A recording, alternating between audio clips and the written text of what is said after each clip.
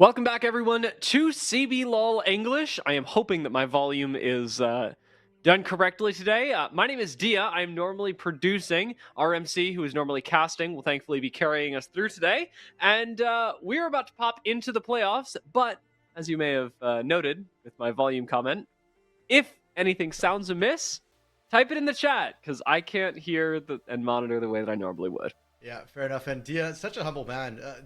You talk as if you're not used to casting anymore, brother. You're still casting LPL English in League of Legends. You're a big Apex caster as well. And you're one of the first guys I cast with back in the day for League of Legends. So it's kind of a reunion of an old oldies here in the chat will remember the original CBLOL English when we were just one of the founding members as well. But speaking, well, I was going to say of founding members, technically neither Furia nor Loud, our matchup today, are founding members of the CBLOL, but they've certainly become integral to the modern day CBLOL. It's true. I mean, I can't imagine a league without these two. It says a lot that when we started commentating this league, Loud were like the new upstart squad to keep your eyes on. And now, in a way, obviously that has changed. It's been a couple of years. They are still a squad to keep your eyes on, despite a really rough split. Yeah, I feel like I've made my feelings about Loud abundantly clear on Gringos Dorados, how much I doubt this squad. And yet somehow here we are once again. They've squeezed in 6th place to make it into the playoffs. Last week they faced off against VKS, a team that people had high hopes for, and beat them 3-1 as well. So say what you want, but was it Voice of Room Volto? The bad thing just keeps coming back in playoffs over and over again. I was like, am I having a stroke or is he speaking Portuguese all of a sudden? Furia's by will have them Furia's by will have them playing Loud today. But Furia haven't actually played in the playoffs yet, a result of them having a really good split as well. I mean, coming into this, it would be crazy. It would be crazy to say that Furia are not the favored team. And yet, RMC, history would not agree with me. Let's go ahead and talk about this real quick. In all of the times that Furia faced Loud in playoffs, this just does not go Furia's way. Yeah, so thank you for removing that. The graphic, you can see every single time Furia and Loud have faced off in playoffs or in elimination phase last year, Loud has actually walked away with the win. 3-0, 3-2, 3-2, 3-0. So as much as Furia have looked like a dominant team, as much as it looked like there has been a gap between Red Canids, Furia, and the rest of the league, somehow when it comes to clutching up, Loud just get it done. And it just gives me flashbacks to the CBLOL Cup as well. None of us were expecting Loud to win it all, and yet they did with an insane playoff run. They did not meet Furia in that run, but they did manage to win it all despite. And you know, Furia also did really well in America's Cup, so it's not like they haven't performed at an extremely high caliber as well. They have done so, in fact, a whole lot more recently than Loud have. I am coming into today our resident Furia shill, and RMC, I am going to lean on you heavily to provide me with Loud cope, because when we look at the history, yes, it makes sense. I see how somebody could come into today, especially if I haven't watched CBLOL in a while, and go, yeah, this is a 50-50 matchup. But looking at the way that this season played out, I am struggling to give Loud a fighting chance in this series. That's fair enough. And unfortunately, yeah, I'm all out of cope.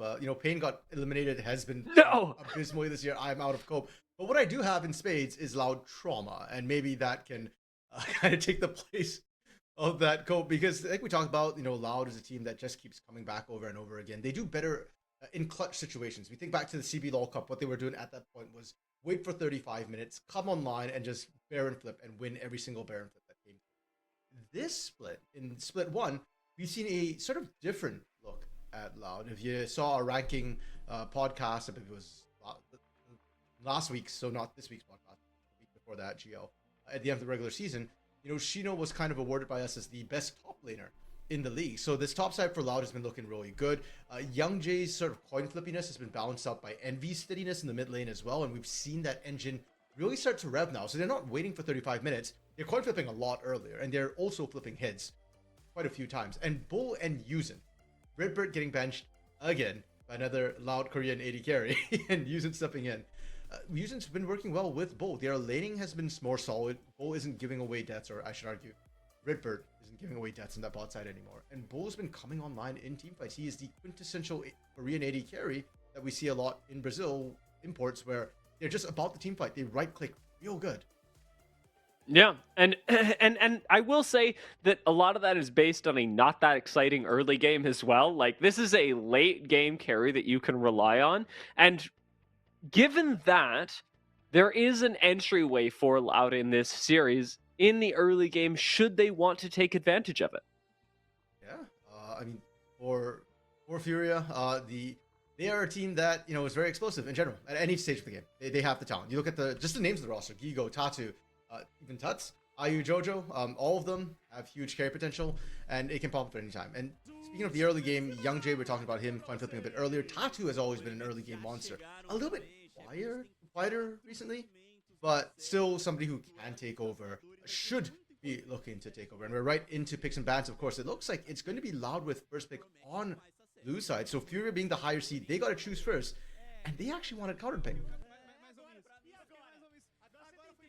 The fact that they have ended up banning away things like Nefiri, Nocturne as well, a good amount of respect to Young Jay, who can really pop off. Young Jay is going to make or break this series for me, if I'm honest. Like, this game, this series, largely coming down to whether he woke up on the right or wrong side of the bed. Yeah, and Nefiri, I think, is a champion that we've actually not seen Tatu play too much of either. Same with the Nocturne. So it's not saying that necessarily we're scared of Young Jay's picks. It's more just like, well, those are picks that we can't steal away, don't want to steal away, so let's just remove it for now. And speaking of stealing away, Bo and Yuzent hovering the Ashe Seraphine. It's worth noting that Bo has played one game of Ashe this split. Like, he's not a big Ashe player. That's just a straight up denial away from IU Jojo. And I know last week, I believe it was Bren who kind of said that he thinks Rebello is one of the best Seraphine players. Not Rebello, pardon me. Frosty, pardon me, for Red, is one of the best Seraphine players. But I'd argue Ashe Seraphine, that is the IU Jojo special. They were, I want to say, are they still undefeated on it? They were undefeated on it through most of the split. Yeah, I'm wondering, seeing the fact that Ashe Seraphine actually does get locked in. Crazy that my Google is malfunctioning. As that gets locked in, I was a little weirded out by it, given that you already had Ezreal on the other side of this, and Ezreal Bard is such a common counter into Ashe Seraphine. There is a lot of like pick, crowd control, combo to pick off one person that we see on Loud, especially with things like Encore and Enchanted Crystal Arrow. But in terms of lane, Furia have a pretty good shot at surviving bot lane. Yeah, that's fair, especially when you pick something like an Ezreal who can be very, very safe as well. I feel like the big problem, though, is that Ashe is just very oppressive in lane with the volley. It's really hard to trade favorably into her, and she almost gets incidental poke while just controlling the wave as well. And Seraphine kind of makes up for that. Any poke that lands as well with her shields. And I will also note, I just checked, they are no longer 100% win rate on this bot lane of Ashe Seraphine or Furia. They've lost once this split, and funnily enough, the team they lost to, Dia. Any guesses as to who broke the win streak? Oh god. I mean, it's given that we are in Loud Furia, I have to imagine this is where you're going. Yes, it was Loud that broke it in the regular season. That's crazy, actually. Loud is just a kryptonite for every team. Like, for years, they're the kryptonite for Pain, and now it looks like they're just messing up Furia, too. That, like, nothing has made me more stressed about the outcome of this series, because again, on paper, coming off regular season, this series is not close. But given where we're at right now, we have to acknowledge the possibility that it will be. Game 1 is going to tell us a lot, and right now, draft honestly is not telling me that much. Loud and Furia have pretty comparable levels of power. I would say Furia have a slightly later tending composition. So if they want, they can just pick something, that I was going to say will hyperscale in the top lane, and we just go straight for an Olaf. Okay, and the interesting thing is this is a flex pick between both Tatu and Gigo, so we don't quite know where it's going to go right now. If you try and pick a lane counter for it, Fury can always just flex it with the jungle. So far, also no true ball delivery system like Olaf. Olaf is delivery, but he's kind of like Canada Post. It's slow. It'll eventually get there, but you never quite know how reliable it's really going to be. Hopefully, the U.S. Postal System is better, and so is Brazil's. Loud for now, though, still picking their solo lanes. They have the Vi who wants to go in. They've got plenty of team fight and engage tools with Ashe Seraphine. Aurora almost feels like, okay, we just want to pick this more lane or a more favorable dominant matchup, because it's not so much about the team fight. Aurora just operates off the side, really looking for stragglers, looking for that flank angle to find those squishies and take them. If you want, you can flex it into the top lane, you know? Yeah. get a little counter going into Olaf. Actually might not be bad. Rumble not going to fare too poorly in that matchup either. And it does continue with the trend that Loud have of basically laying all their cooldowns onto one person and cyberbullying them, something that Olaf is going to be uniquely suited to tank as a frontline. Oh, and speaking of tank, Dia, they saw that. They didn't like their odds. As you said, there's a lot of damage coming through from Loud, and they wanted something that could more reliably get through all of that damage still through on the backside. So it's going to be Gigo on a tank with the Ord. I know that they haven't switched it yet, but surely that's... I know Gigo plays weird things. Yeah. But that's... Orianna top is not a thing. You cannot convince me that that is in any way, shape, or form competitive. Okay, I think we're all good. I double checked the audio levels. Nothing seems to be broken right now. If the stream crashes, somebody must tell me. But for right now, I'm going to full screen this because we are getting into the first game. Furia and Loud, and I've got to be looking out for exactly how the early game is going to develop. As we mentioned earlier, I think Furia have a slightly weaker early game, but around the top side, especially around Olaf, I don't entirely feel comfortable saying that. There's opportunity for them to find good skirmishes and get ahead. On paper, though, I think Loud should have an earlier first or a better first couple of Dragon. Yeah, especially around that bot side of the map that the Dragon is on. Of course, we talked about Ashe Seraphine. They're much more lane dominant than Ezreal Bard. If Furia were to somehow win the bot lane, I feel like a lot of it would actually be more on the shoulders of Jojo with the Bard to be able to kind of poke out and be able to eke some sort of lead up. But it's just so hard with the Seraphine, where she's got heals, shields, poke in spades, and Ashe poke is so much easier to land than Ezreal. It's like a skill shot for Ezreal. For Ashe, it's more just like a timing issue. Like, do you have a body in front of you? If not, then well, you're just gonna. Well, I'm organizing my notes getting into this first game.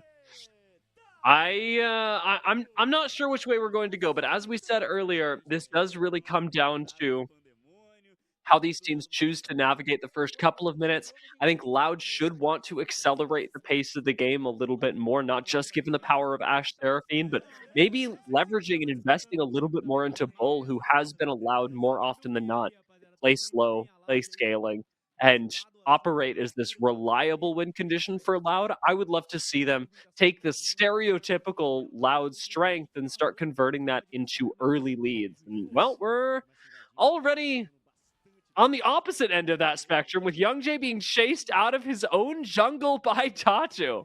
Okay, that's what we wanted to see from this young prodigy. I remember Tatu last year when he showed up on the scene, he was the big hype, right? Like, everybody knew he was going to be good, and it felt like Brazil needed a jungler to really stand out as a flag bearer. It had been Carioca for years, but he's a bit of a herbivore, and now we start seeing the carnivorous, the predator that is Tatu in the jungle, and that's the start you want to see, being able to chase out Olaf really strong early on. And you're talking about how that might make all the difference. Envy now having to take the long way out of his lane, and this might be an ambush here. Tatu is going to get caught in a 1v2, but he's got Tuts right next door to him. The most important thing here is that Tatu is not making it easy for YungJay to flip on a fight, to look for some sort of answer to the counter jungling that Tatu's already tossed in here. YungJay going to start the blue buff. Tatu does want to fight this, but he's got a decent amount of burst. Out comes the axe, and YungJay doesn't have a way out. Instead, will flash over the wall, only to be first blooded by Tatu. Okay, and this was the question we had about YungJay's play, right? Like, he likes the coin flip really early on, and sometimes you can blame the team for not following up on him. That's all on YungJay. That was just him trolling. It was. And the thing was, you already lost to level 1. It's key to note as well that while Tatu stole away the blue buff, YungJay only did his Raptors. So he doesn't have the red buff to help him play. What is this regank? Guigo has decided that he's participating as well. There's no way, to be fair, that Envy could have seen that coming.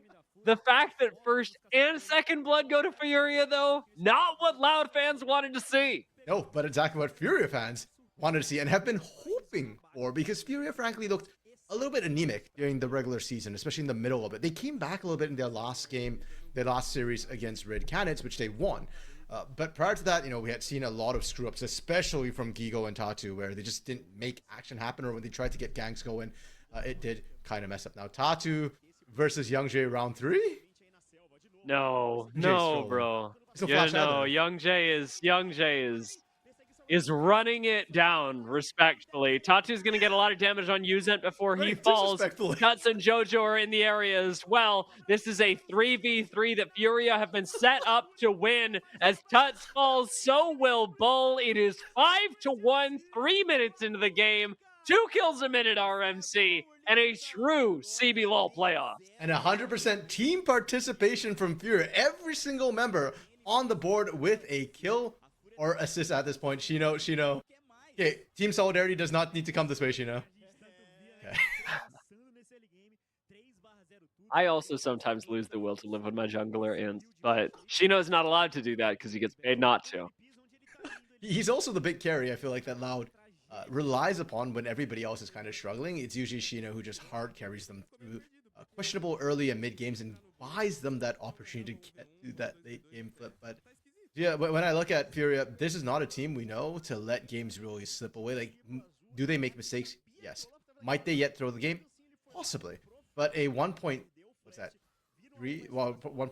thousand gold lead. That's 1.8, yeah. Yeah, that's huge. Like 5 minutes. Youngjae, that's the fact that we are talking about how like Loud's falling behind, and Youngjae after round 3 losing to Olaf, losing to Tatu, still goes back to invade. He gets the chickens and gets out alive.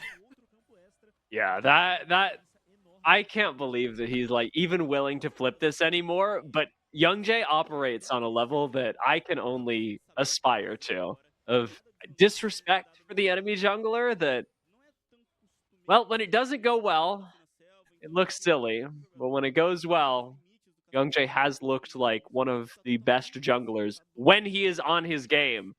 It's not particularly that game so far, and it could get a whole lot worse as Tatu spotted him, but Youngjae has not spotted Tatu. He's going to eat an axe and have to dip out of there. The blast cone to help make sure that he is safe, but the jungle is not his, and that means that Bull and Uzent can't really play the game either. Yeah, they're having to completely leave this turret. It's really, really dangerous. They're going to try and get some poke down to actually slow down Tatu, but it is messing up their own CS as well. Of course. The risk of a dive is so incredibly strong. It's worth noting Tatu didn't run Ghost. We often see Olafs actually run Ghost instead of Flash for extended chases, and if he did have Ghost, I wouldn't be surprised if he actually tried to run down Uzent even pre-6, pre-Ragnarok, but because he's got Flash and because it's still on cooldown from that kill he got from that skirmish earlier against Youngjae and Envy, the bot lane for Loud will live for now. We'll just fall a little bit behind in CS, not even a full wave.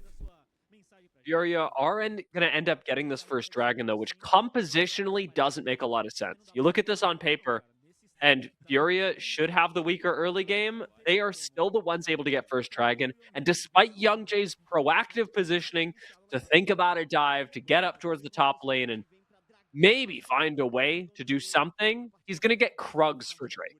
Oh, Shino trying to pull a Gigo right here with the long way down. Tuts, no flash, no hope. Not the only top laner that can gank, unfortunately. Yeah, I think that one's on Gigo. There was no missing pings whatsoever. Gigo probably thought, okay, he's shoving in, he's cheating the recall, but Shino taking a bit of a detour to do so. Tatu now watching his Raptors get stolen again. Okay, wait, he got a few of the small ones. Not going to get the big one. Youngjae walks out with that, and I want to know what the scrim meta was this week that has both Guigo and Shino roaming down. It's 7 minutes into the game, and both of our top laners have actually participated in it so far. Uzent and Ayu trading some cooldowns, but we're not going to actually see the encores just yet because Uzent critically not the level breakpoint. True. But great flash away from Ayu to make sure that he didn't get CC down. Worth noting as well, he's not running Clan. He actually ran for the barrier, so he wants to trade. He's probably going to trust that Jojo's going to pick up the McHills and keep him safe instead, and or just trust that the Tempered Fate is going to buy time if he does get CC'd up for him to come back out back to safety. Yeah, you mentioned sort of the scrim meta determining or potentially causing both these top laners to roam. I almost feel like that was a reaction. Oh, Tuts. Screen away. It's all right. I got this. Don't worry, RMC. Tuts. Jojo got He's this. gonna be just fine. Magical journey out as Jojo comes up to save him. Tuts doesn't even have flash up yet. Oh. Imagine what he's gonna do when he does. True, and you know what? From Loud, I actually thought that was a beautiful gank from an entire screen away. YoungJay flashing in to get that cease and desist rolling. That should have been a death sentence, but I want to watch a replay on that because Jojo playing that phenomenally. Jojo saying, like, hey guys, I'm here, I'm a distraction. And Loud tried to play around that, but the threat of the stun, the slow that Bart puts down was just barely enough to get Tuts out of there alive. And Tets gets to stay in lane as well. Or actually, he didn't. He based and teleported back to lane. But yeah, the flash is back up. He's safer once again. Tatu now level 6 and using that bull recognize it. With a level 6 Olaf, we can't be anywhere near this.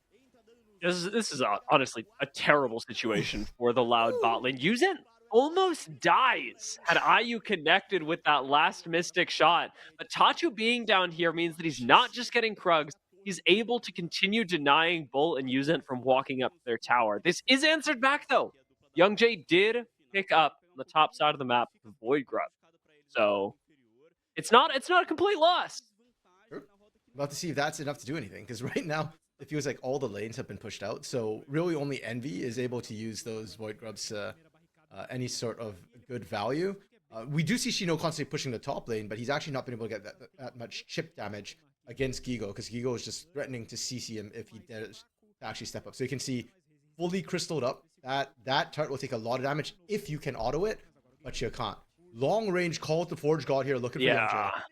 That engagement is a long way away, but Tatu knows he's got the damage. YoungJay's forced over the wall, and Tatu, without flash, isn't going to be able to do much about it. But he does get to walk into Loud's jungle, see if he can take anything away. YoungJay's forced to recall here, is just sitting on a longsword, so it is a good recall timing for YoungJay to hit the map again. 1.5 minutes till Dragon, though, and that's where my curiosity lies, RMC. Will Furia be able to position themselves to get second Dragon and continue the early game snowball, or will YoungJay's cheeky attempts continue to actually keep Loud in this? Yeah, and for all that the bot lane was supposed to be a strong point for Loud compositionally speaking, the tables have been turned. The attention that Tatu put down to the bot side, I think, has pretty much equalized or tipped things in Furia's favor. So suddenly the bot side is the problem. It's the gaping hole. You're down 20 CS down there, and YoungJay has had no control of the bot side. Yes, we see YoungJay keeping up in CS for the most part and constantly stealing away the Raptors, stealing away Krugs on that top side. But it comes at the expense of this bot side of the map, where we've seen Tatu kind of return the favor, take away those Krugs, zone out Yuzent and Bo, and for those reasons, it should be Furia in full control of the second Drake. I am actually scared for Loud to look at that objective. Ashe Seraphine really has not had the time that they wished it would, and this ward is beautifully placed by Furia. Going to spot YoungJay coming into the lane.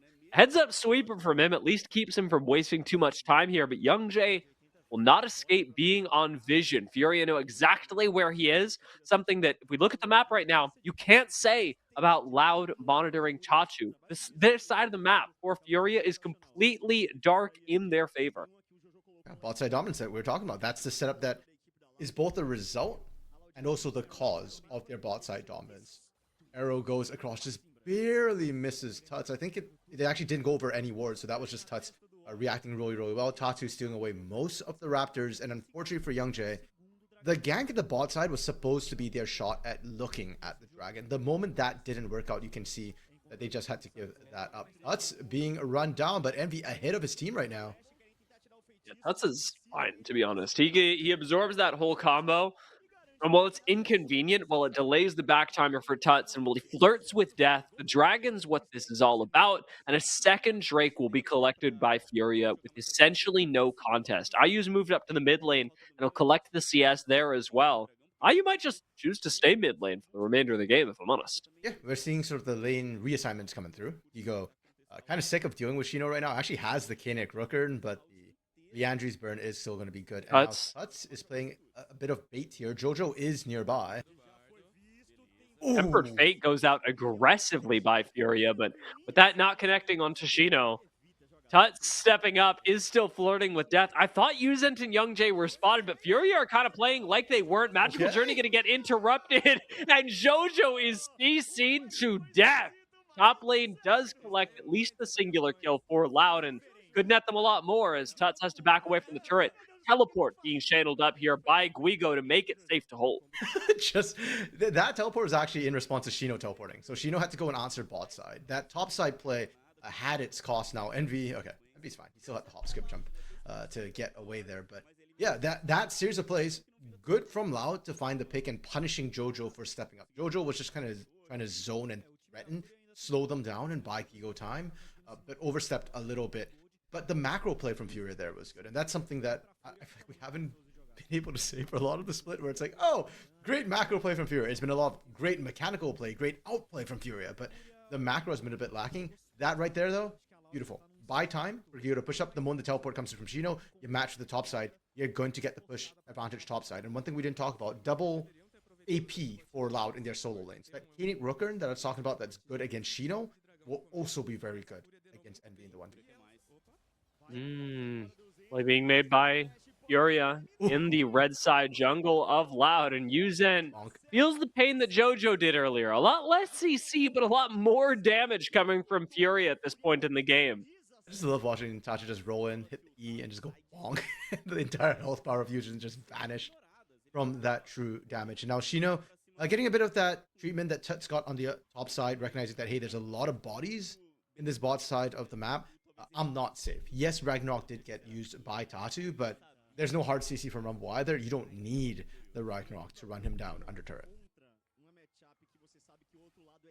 With us being 2 minutes out from the next Drake, Rift Herald is the next thing that these teams will focus on, and specifically Loud should be focusing on. They got all of the Void Grubs in the early game. Credit to Young Jay for being able to pull that off despite the rough early start. If Loud are able to get their hands on a Rift Herald as well, that would really help them get back into the game monetarily. It's not like Furia's lead has been anything insane. They've been running the early game for sure, but it is only 2K, and Rift Herald can correct that. Yeah, and considering that we've been praising Furia for a lot of their good early game moves, I think that's credit to Loud that they've been able to keep things equal. And this resilience was something that I think we really saw honed in the CBLOL Cup back when Loud was down gold, comes back at 35 minutes. This is almost feels like comfort zone for them. So if you're a Loud fan, you're probably not sweating too hard. This is not the worst situation Loud's been in by any means. And again, it's a situation they've been in rather consistently. Unfortunately, they will not be getting Herald. Furia has decided that they're going to try and play this game clean. So they are going to secure Herald, sack a couple of plates on the bot side. That's A-okay. And then Furia now will be the one to look to blow the game open with more of a lead. Herald being used into the mid lane. Bo just ignoring Shelly to the detriment of that tower. Now mid lane outer is primed to fall, and Furia, I could see them just grouping up mid, especially as Dragon spawning in a minute's time. Set up for Dragon, pressure that mid lane. You've got Bard to be able to set up for a turret take as well. One of the tricks Bard can do, Tempered Fate, we often see it being used to stop Shelly charges, used to out a turret to facilitate a dive. You can out just around the turret as well to zone out an enemy team from protecting it. And with how low that mid lane turret is, that time of the Tempered Fate plus a bit of a wave would be enough for Furia as a squad to take that outer turret down. They've got about 30 seconds to take down the mid tower if they really want to use it as a lever around this dragon, because Drake should be contested off spawn by Furia. JoJo's already in the area, and again, vision supremacy belongs to Furia. This side of the map, this dragon pit, completely dark for Loud. Fortunately for Furia, though, their aggressive vision beyond the river, trying to find Loud on the approach, has been blocked off. A great control ward by using there to spot out that vision ward and just kind of remove it. So now the river itself is very contested. It's kind of dark for both of these teams. Tatu controlling the access into the mid lane. Shino, though, first move, walking down, and Gyu has to teleport to join. Furia, I'm not getting the sense they really want to fight this. They would like to take the dragon, but if Loud are going to contest, Furia have the goal to make this work. JoJo does go to half HP, but dodges the enchanted crystal arrow. Did use Tempered Fate to try and make an aggressive play happen, though. The rest of Furia have this up to them. IU is just playing gatekeeper for Tatu, who started up the Dragon. YoungJay likely going to have to go in for a steal. Dragon at 3k, and the equalizer gets dropped to clear out the brush. YoungJay's in the pit. Tatu and he likely going to go for a smite fight, even as Guigo tries to take him down. Envy's on the flank, however, looking for Tuts.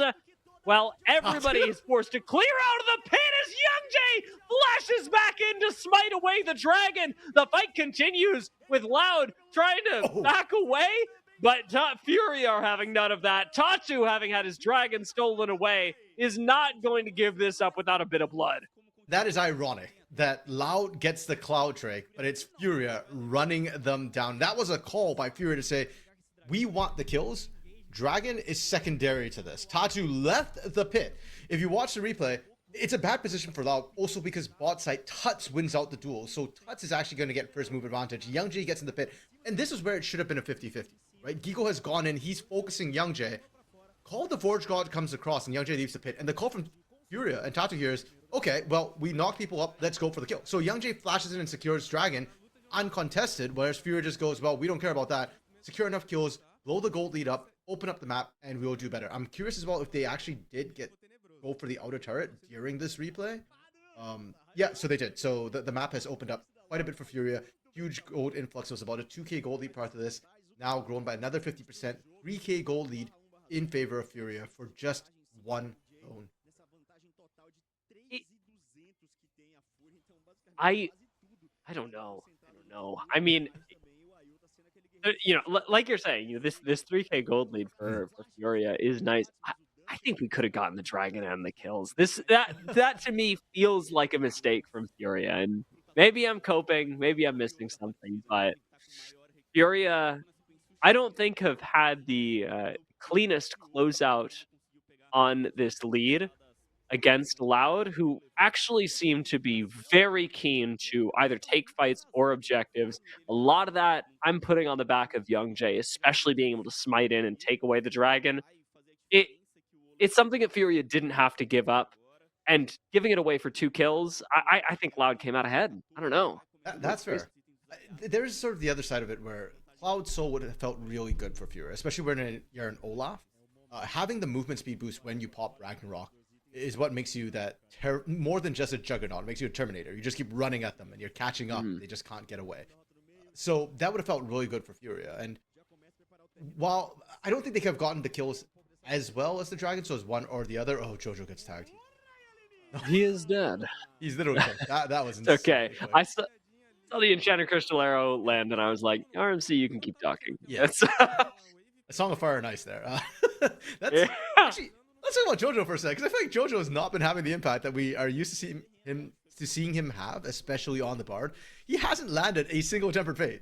Like, he tried to use it for a couple of picks, didn't work out. He tried to use a Defend Turret, didn't work out. Hold on. He's using about to die. Furia have got a play cooking. Gui goes in with the call to Forge God. First proc hits Envy, but the second will not. Tatu's still on the flank, but Loud seem to have gotten out of this okay as the first axe goes wide. This tower is still up for Loud, and their fancy feet will keep them alive for long enough. Out comes the Tempered Fate, finding just YoungJay, and YoungJay will be the only one to die. But importantly, Furia's play does go off, and YoungJay's the jungler. 21 minutes into the game. Are we doing this? They're going to try.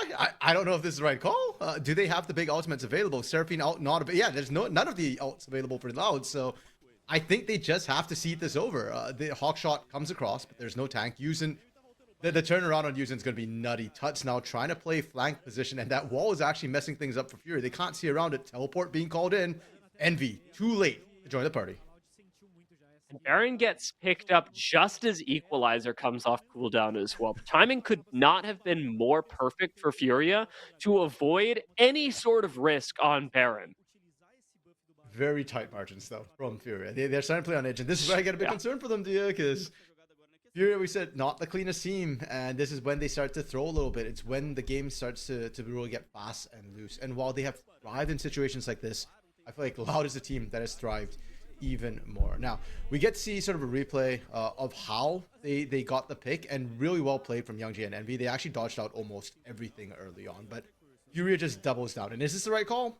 Honestly, at the time, I didn't think it was, but it ends up working out. Tempered Fate from Jojo finally catches a target. It's just at the edge of it. It's kind of dangerous, but it is Youngjae, and that's the critical thing, as you pointed out, that leads to that Baron. Now they've got the Baron. They did lose out a little bit, so they need to use the value and push in. The teleport timings are so long that we see that come through, but the threat just isn't there. And this time it's Envy. He's got escapes. He's got a lot easier ways to get out. So it will just be the teleport to gain control over Dragon. Baron power play still ticking down. 1:30. I need to see Furia take at least one part with this Baron. I mean, that's Soul point for Furia. It is importantly not Soul, which would have been a really nice power spike for them. IU's going to start clearing the wave in preparation for a mid lane tower take, something that Furia seemed very prepared to do. Tatu waiting in the bush right now. And mid lane tower should fall in the favor of Furia. There's not a whole lot of engaged tools on Loud that they feel comfortable using off the rip like this. And you can give up a tier 2. It doesn't feel great, but you'd rather do that than lose the game on a coin flip fight. Oh, for sure. They're looking for IU over the wall. I say that, and we're coin flipping a fight. Equalizer has come out. Youngjae low, but still alive as Shino goes golden for a moment, only to be eliminated by IU. Out comes the magical journey, taking Furia straight into the front lines once again. Jojo's 1 HP, and he'll be taken out as Envy searches for the back line. Might take out IU, but IU gets the shield just in time for Furia to take this in a 2-for-1 trade. I'm trying to think, like, what actually even gave the shield for IU, because that was insanely clutch, and Jojo was already dead, and from there, Loud kind of gets baited into a fight that you're just talking about. Okay, you can give up a turret, but you can't afford to give up these kills. You can't afford to give up the game. It's coin flip. They do save the bot lane tier 2 turret, so is it fair? Is it equal to you? Probably not, but, you know, silver lining for a very dark cloud sort of situation.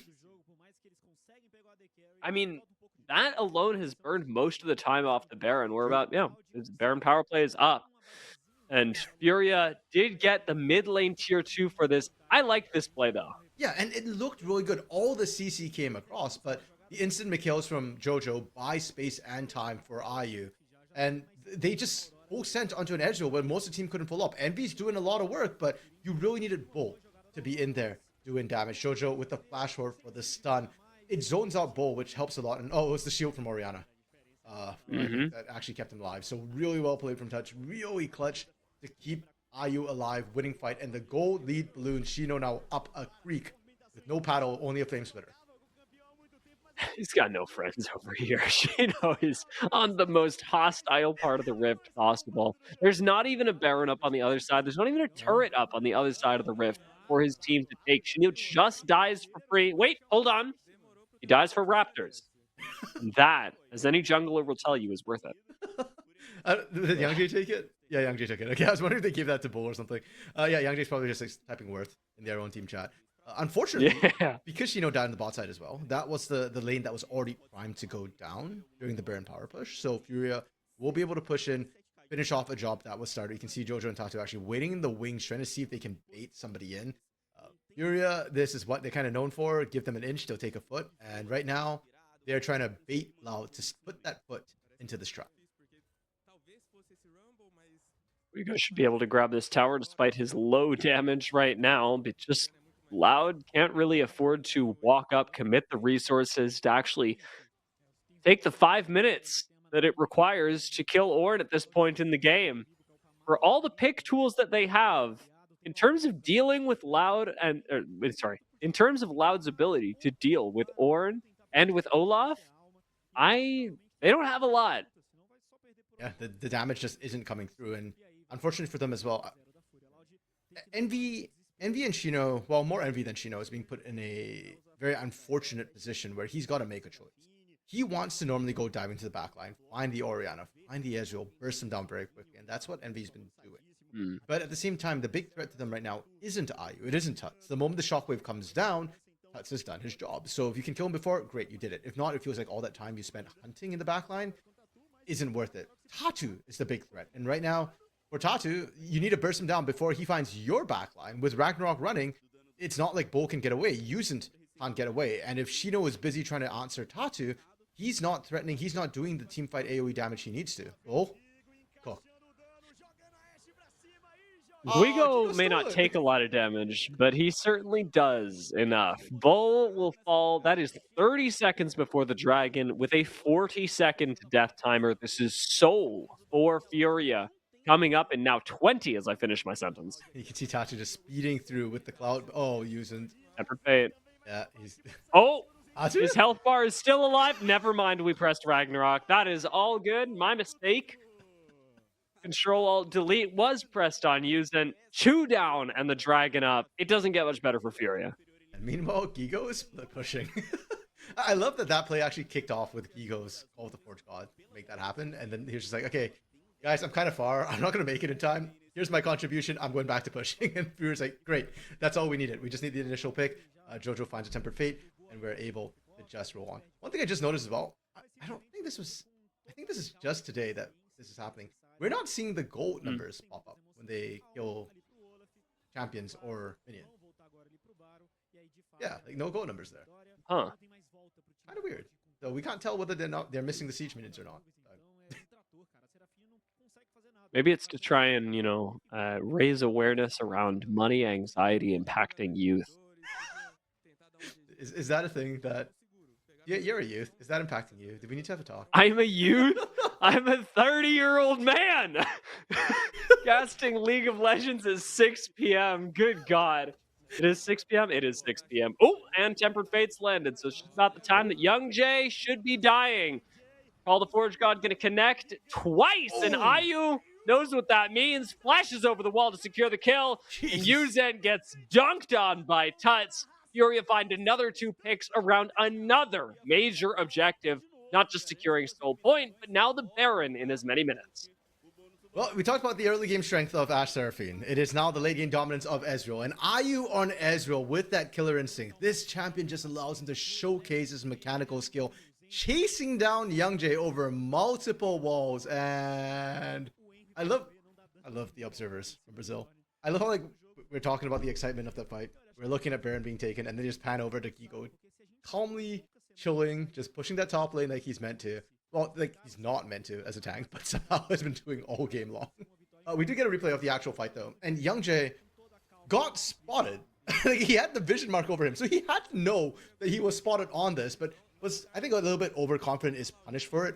And with the mobility he has, you can kind of see the reason for his confidence, but Ayu just chasing him over two walls and then under a turret to pick up the double kill there. The damage is starting to roll through. Furia has it in spades, and Loud, they don't have a true tank. I mean, even just looking at the item differentials right now, we were talking about Bull being this late game insurance for Loud coming into the series.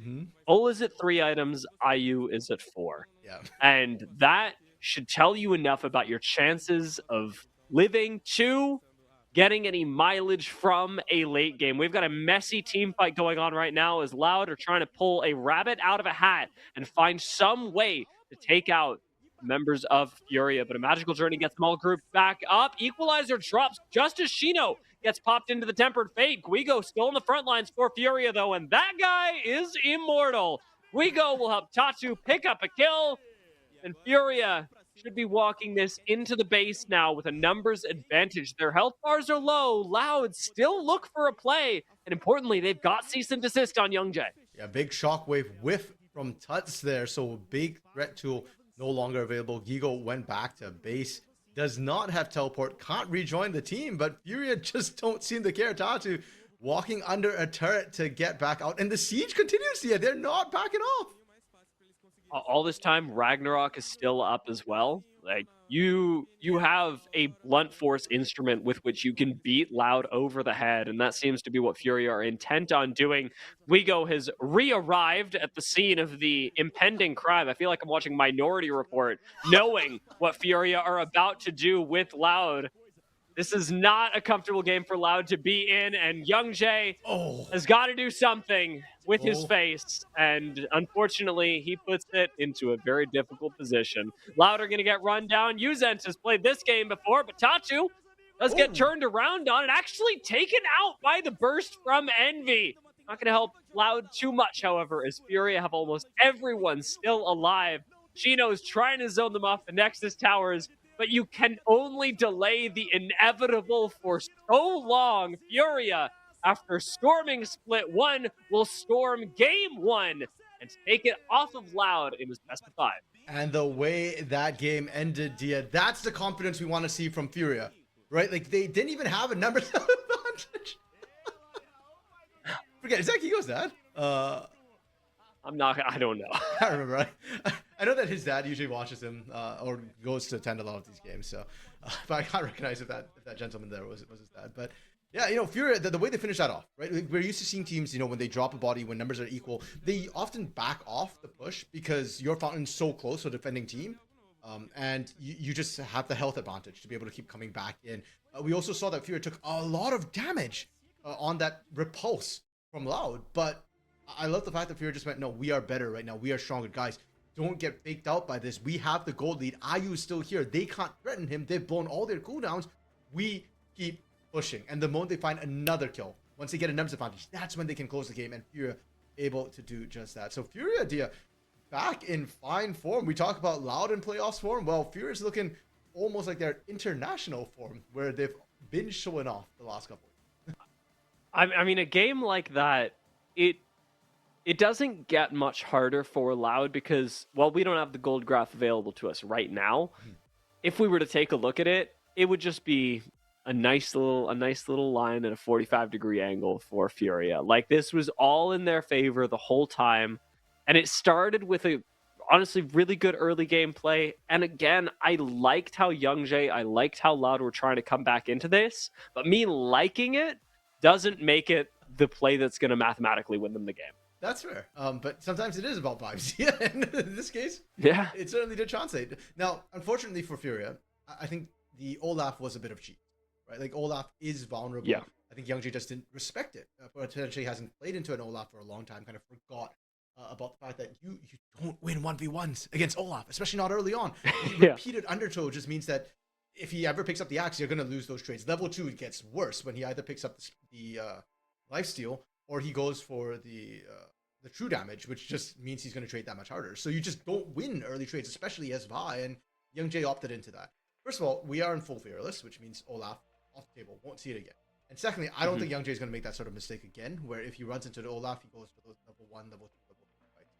So game 1's in the books. It's cheese. Loud just needs to kind of forget it and move on. We've seen Loud come back from rough situations before. Loud, notoriously one of the teams that's involved in those sort of, what do we call those, reverse sweeps. When they're down 0-2, they still come back in. So historically, if there was a team that can come back from this, it would be Loud, who, the most titles arguably under the belt with the CBLOL Cup, whether or not you count that as a true title. But if you include that, they are the most successful org title along INT team. I mean, it is like we talked about earlier. When you and I started casting this league, Loud were the young upstart team. They are as Brazilian as anyone. They are as ingrained in the CBLOL, and that means we can flip games and we can flip best of fives. Game 1 was big for Furia, but it is by no means a determining factor in whether they will win this series or not. It is just one small piece, and we'll get to put the rest of the pieces together when we get back from a short break.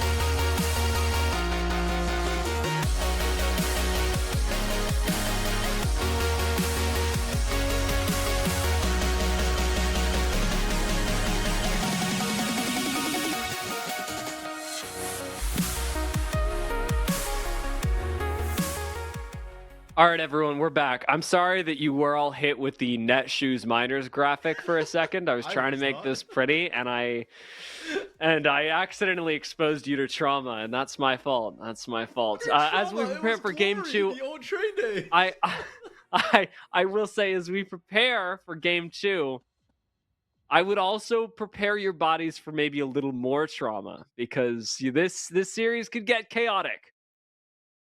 Fair enough. Again, I don't think it's trauma, dear. I call it glory. It's really fun when things get chaotic. Unfortunately, I don't know. Yeah, we are going to see more chaos because Furia closed it out well. I won't say it's the cleanest closeout, but at no point did I feel like, oh, they're going to lose control of this game. It felt very comfortable, very confident from Furia to be able to do that. Mm-hmm. And now going to game 2, I need to look at Loud, make some sort of changes to be a bit more proactive. They did lose game 1, so they do opt to go for second pick. They do the last pick. They want to be able to find that counter pick, whereas Furia, they're opting for blue side now.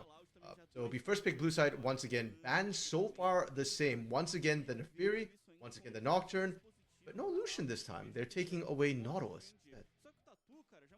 Interesting.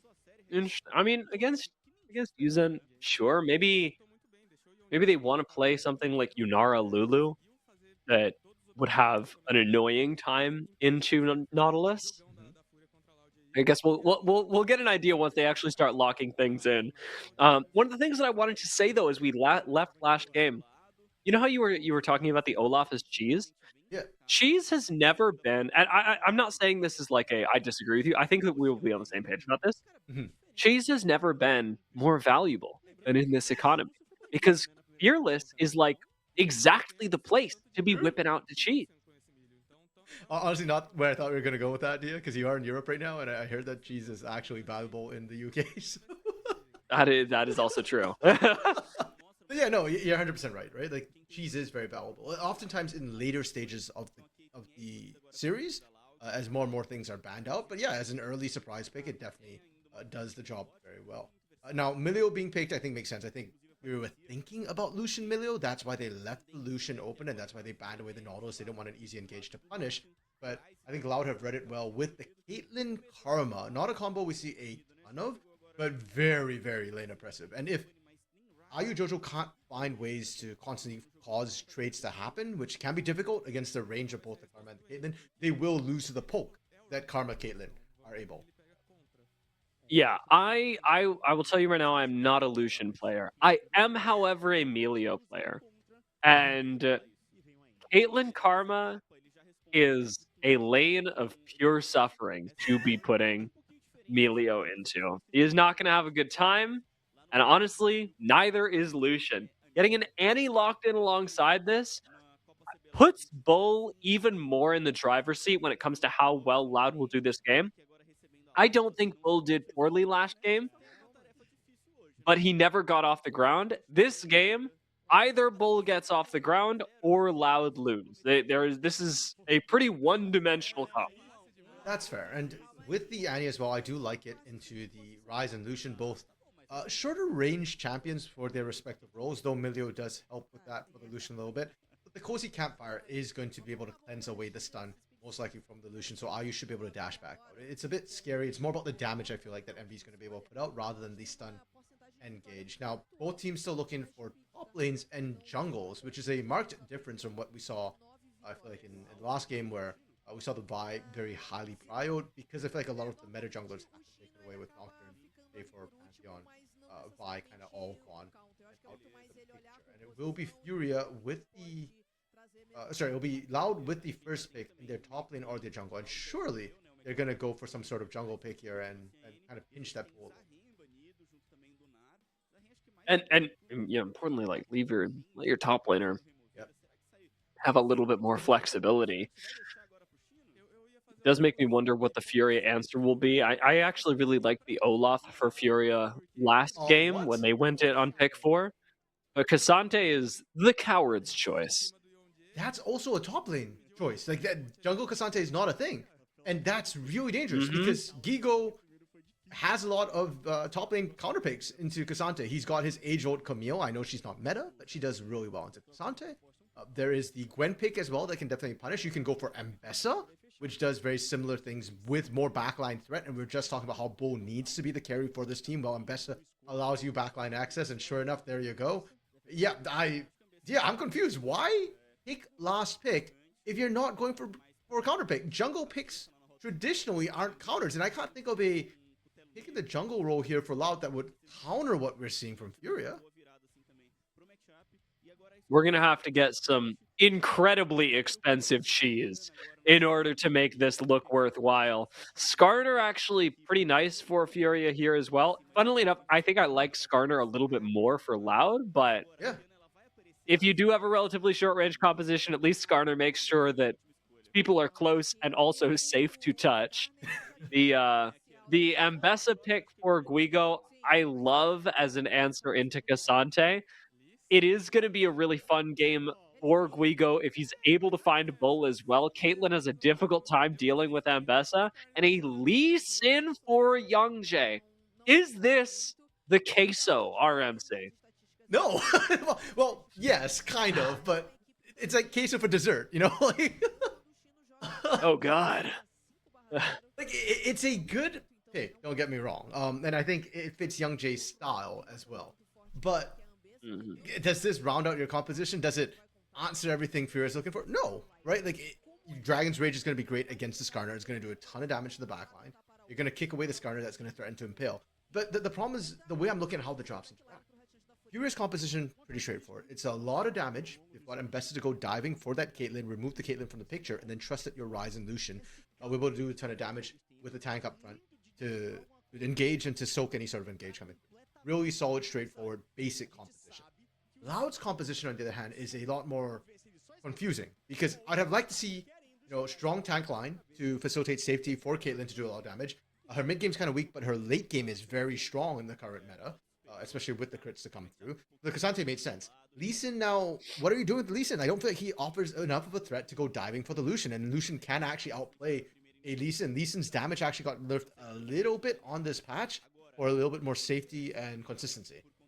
So yeah, I just don't see that as a big enough threat. I don't see Cassante getting through the Skarner. The Impale is going to do a lot of work. And now, to me, the biggest problem is I feel like Envy's being left to dry with the Yanni.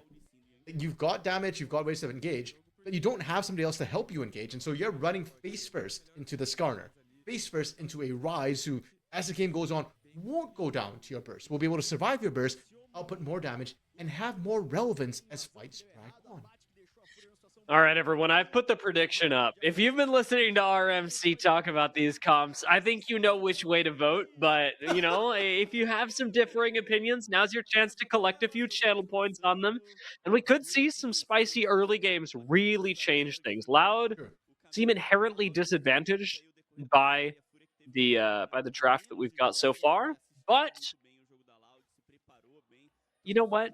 There's always the chance for that to change. I was thinking though, this game is kind of a funny one because we are going to get to see how much Brazil has changed Bo. True. Is he a Korean AD carry who will step to the side and avoid the newly nerfed Ambessa ultimate, or is he a Brazilian AD carry who will face tank it to win the fight anyway for the love of the game? Funnily enough, last week, Bo just played Draven. Spoiler, he lost, but at least he was willing to try and play it. Bo stepping up for the trades, and I think IU Jojo are actually happy with this sort of situation. They're able to absorb a little bit of that poke and win out on these counter trades. Dia, one thing I really agreed with that you just mentioned too was about the fact that you know the drafts might favor Furia, but the way the early game goes can change everything. The drafts that I'm talking about, a lot of that is in the mid to late game. It's when teams are set up for these big 5v5s, when they're front to backing. It's not so much about the lanes, the 1v1 or the split push. Now, if Loud gets off to a roaring start, 2k Gold Lead throws every draft right into the bin. So anything could happen if Youngjae can get ahead fast enough. And right away, he's looking for this gank into this top lane, has managed to sneak in. This gank could change everything. Guigo's already low. Youngjae just needs to connect with the resonating strike. Out it goes, but Guigo's already underneath the tower. So this gank not going to turn into gold early on, just going to turn into the single summoner. I say as Guigo face checks the brush, we're good. We're good, right? Yeah, should be. He's just playing with fire a little bit, and he's also just trying to delay Youngjae as much as possible. The amount of damage he's taking is significant. Okay, this is not playing with fire. Okay, there we go. Youngjae actually does go back fully to base this time, doesn't want to slow down, but yeah, my point was that for Gigo, yes, the damage he's taking is significant, but I don't think it changes his trading pattern too much early on, especially with the Duran shield and grasp of the Undying. And more importantly, he might actually bait Chino into this, because now Tatu is looking for the revenge gank. Chino, though, I think smells the rat in the water, or the scorpion in the river, as it might be, and decides, like, no, I'm just going to let you push this back in. I'm just going to go back to base and not get any sort of significant. I mean, Skarner is a scorpion, but if he spends enough time in the river, surely he is considered a lobster. Are lobsters just water scorpions? Kind of, right? Like, they're just like water scorpions that don't poison you. I think. I don't actually know. If we have any marine biologists, scientists in the chat, yeah, marine biologists, that's what I'm looking for. Maybe let us know how close we actually are on this. For now, maybe I'll stick to talking about League of Legends, something that is a lot more in our wheelhouse. Envy getting zoned off the wave by Tuts. Pretty tough, but he does not have a whole lot of minions that he's going to miss as a result. And bot lane has continued to be a bloodbath. That is a lane that I would like to see Youngjae visit. Yeah, and for now, I think IU and JoJo have done a phenomenal job, actually, not falling behind whatsoever, pretty much. Like, 4 CS is insignificant to the grand scheme of things. The XP is much more important in these early levels. And also, I'm just looking at sort of the lane state as well. It's not like IU and JoJo are being shoved under turret and CSing under turret. They're actually matching blow for blow, which does expose them to ganks. And you're calling for a Youngjae gank, well, yeah, you might just get it, even as we see the trade in the mid lane get kind of dicey. Envy sub 200 HP. Youngjae not spotted on vision, going to be around the bot side, but instead of actually looking for the bot lane, he's going to look for and locate Tatu, who is making his way into the river right now. Tatu knows what's going on here, and that should mean that IU and JoJo do as well. Exactly, yeah, that Sonic Blow, I think, really giving away the fact that Youngjae is in the jungle and that IU and JoJo cannot be pushing out. They actually have to let the wave crash in, might miss a couple of CS under that turret. Envy, though, also recognizing that, hey, there was a threat of a Scorpion showing up in my lane, walked really far away in order to avoid the gank, but will keep his flash, which is critical not just because it's a way to avoid ganks, but specifically for Annie, it's one of your big engage tools as well. When Tibbers, actually just hit level 6, so Tibbers is now a threat that can look for Envy, and you want the flash to have that threat to just flash Tibbers kill. Now we've got an issue here. Tatu has just stolen away the Krugs, which puts him at level 5 and importantly keeps Young Jay around level 4. Not a good time for him. And keeps him from having the impact that we're seeing right now in the bot lane with Tuts, who has made his way with his own ultimate down there as First Blood actually gets collected in the top lane with another play aggressively by Loud. The kill going over to Young Jay. Didn't get it on the first, did get it on the second. Yeah, and I think that's kind of on Gigo. One player we haven't talked too much about. Gigo, like on the Ornn last game, was doing his job, which is kind of be quiet and just, push on the side lanes when your team doesn't need you. But in splits past, Gigo has been called Gi-God for a reason, the Korean Slayer. Like, he was just wiping out a lot of the top laners, but Shino is no Korean. He is a true blue Brazil talent that has grown up, and unfortunately for Gigo, I think he underestimates this. They knew Young Jay was in the area too, was the other problem. Like, the pings came down, Tatu was in the area, Tatu walks away, Gigo just needed to play safe, but instead, he stepped up thinking like, okay, I've got the 1v1, and sure, you might have the 1v1, but you don't got the 1v2, and he's punished for his greed. Giving that kill over to Young Jay is a problem, and even the assist for Shino, and the space, the breathing space it gives Shino, is going to be really nice for the lane. And Bessa will eventually outscale, but being able to delay that, that's always going to be good for the team on the receiving end of Mbessa. Dragon's been up for a little while now, and with Young Jay having just collected a kill, picked up a brutalizer back at base, I would not mind seeing Loud try and pick a fight around bot lane or around the objectives. Now, Ward's going to spot Young Jay as he positions for a bot lane gank, and we've got Tatu in the area as well, ready for the counter. Okay, and V using the Tibbers early, so not for the fight, but for zone control. Bull. Tatu impale! Yeah, Tatu, it's kind of funny because last game Gigo I think stole a kill with the Ornn CC ability, and this time it's Tatu stealing with the Impale. And Tibbers being down for Envy means that this is a very rough contest. Tuts is walking back from lane, for a potential pincer. Ooh. And then we go to try and take out Tatu. Young Jay gets slammed into the wall, and Jojo gets an extremely high value ult. All the healing, all the shielding, and importantly, the dragon likely going over to Furia. Yuzhen does actually assassinate Tuts on the side of the fight. The bull has shown up, and Ayu is one auto away from death. Yuzhen will pop over for a double. I think we have found where Loud are getting carried from, and it's going to be the support role. Yuzhen 2. You know what? It's the new thing in Brazil that all these supports are coming in from Academy, and it turns out like they're actually AD carry mains or mid mains in hiding. They're able to find that. But this is kind of Furia getting a bit distracted, right? You got to remember Tibbers is just sitting in the middle of just doing all the damage. It's actually Tibbers and Dragon that's the huge threat throughout all of this. Great side step as well from Ayu, by the way, to make sure that there was no threat of him dying to Young Jay. But then right here, he gets really greedy for Envy, and Envy with the shield bait was what kind of baited Ayu into this, and he takes so much damage. Tuts gives his life just trying to buy space for the team, but that overchase kills them, and Envy living was what turned the tides from them. So Loud end up losing the first Drake, but they're actually up in gold now from all that action. After all the good early movement Tatu has put in, after all the pressure that Ayu and Jodo put down, it's all been cancelled. And it's Yuzhen again, bro, with the killer instinct. This time, doesn't take the kill, lets his support Bull get a little bit of the action, but Yuzhen is the man in this game. It's hilarious, dude. It's funny because I think GL this week, a bit of a spoiler, go watch Gringos Liberados, our podcast that we release weekly, usually on Fridays. I was talking about how Momochi, like, he's always been a really good enchanter player, but he plays tanks and engage supports just because, like, I feel like that's what's expected from them, but I've always liked his enchanters more. Yuzhen is playing Karma like an engage support right now. Like, he's just running in, starting with the tether, and then allowing everybody else to follow up. It's hilarious. And it's kind of working because there is no true engage support. Envy, once again, dropping Tibbers almost on cooldown. He's getting a lot of value out of it. Not necessarily kills, but certainly a lot of pressure. That was a decent realm warp. Actually could turn into something a little better, but Envy's stun is perfectly on time. Should be able to get out over the wall with Blast Cone as well. despite the Rune Prism holding him up on the other side.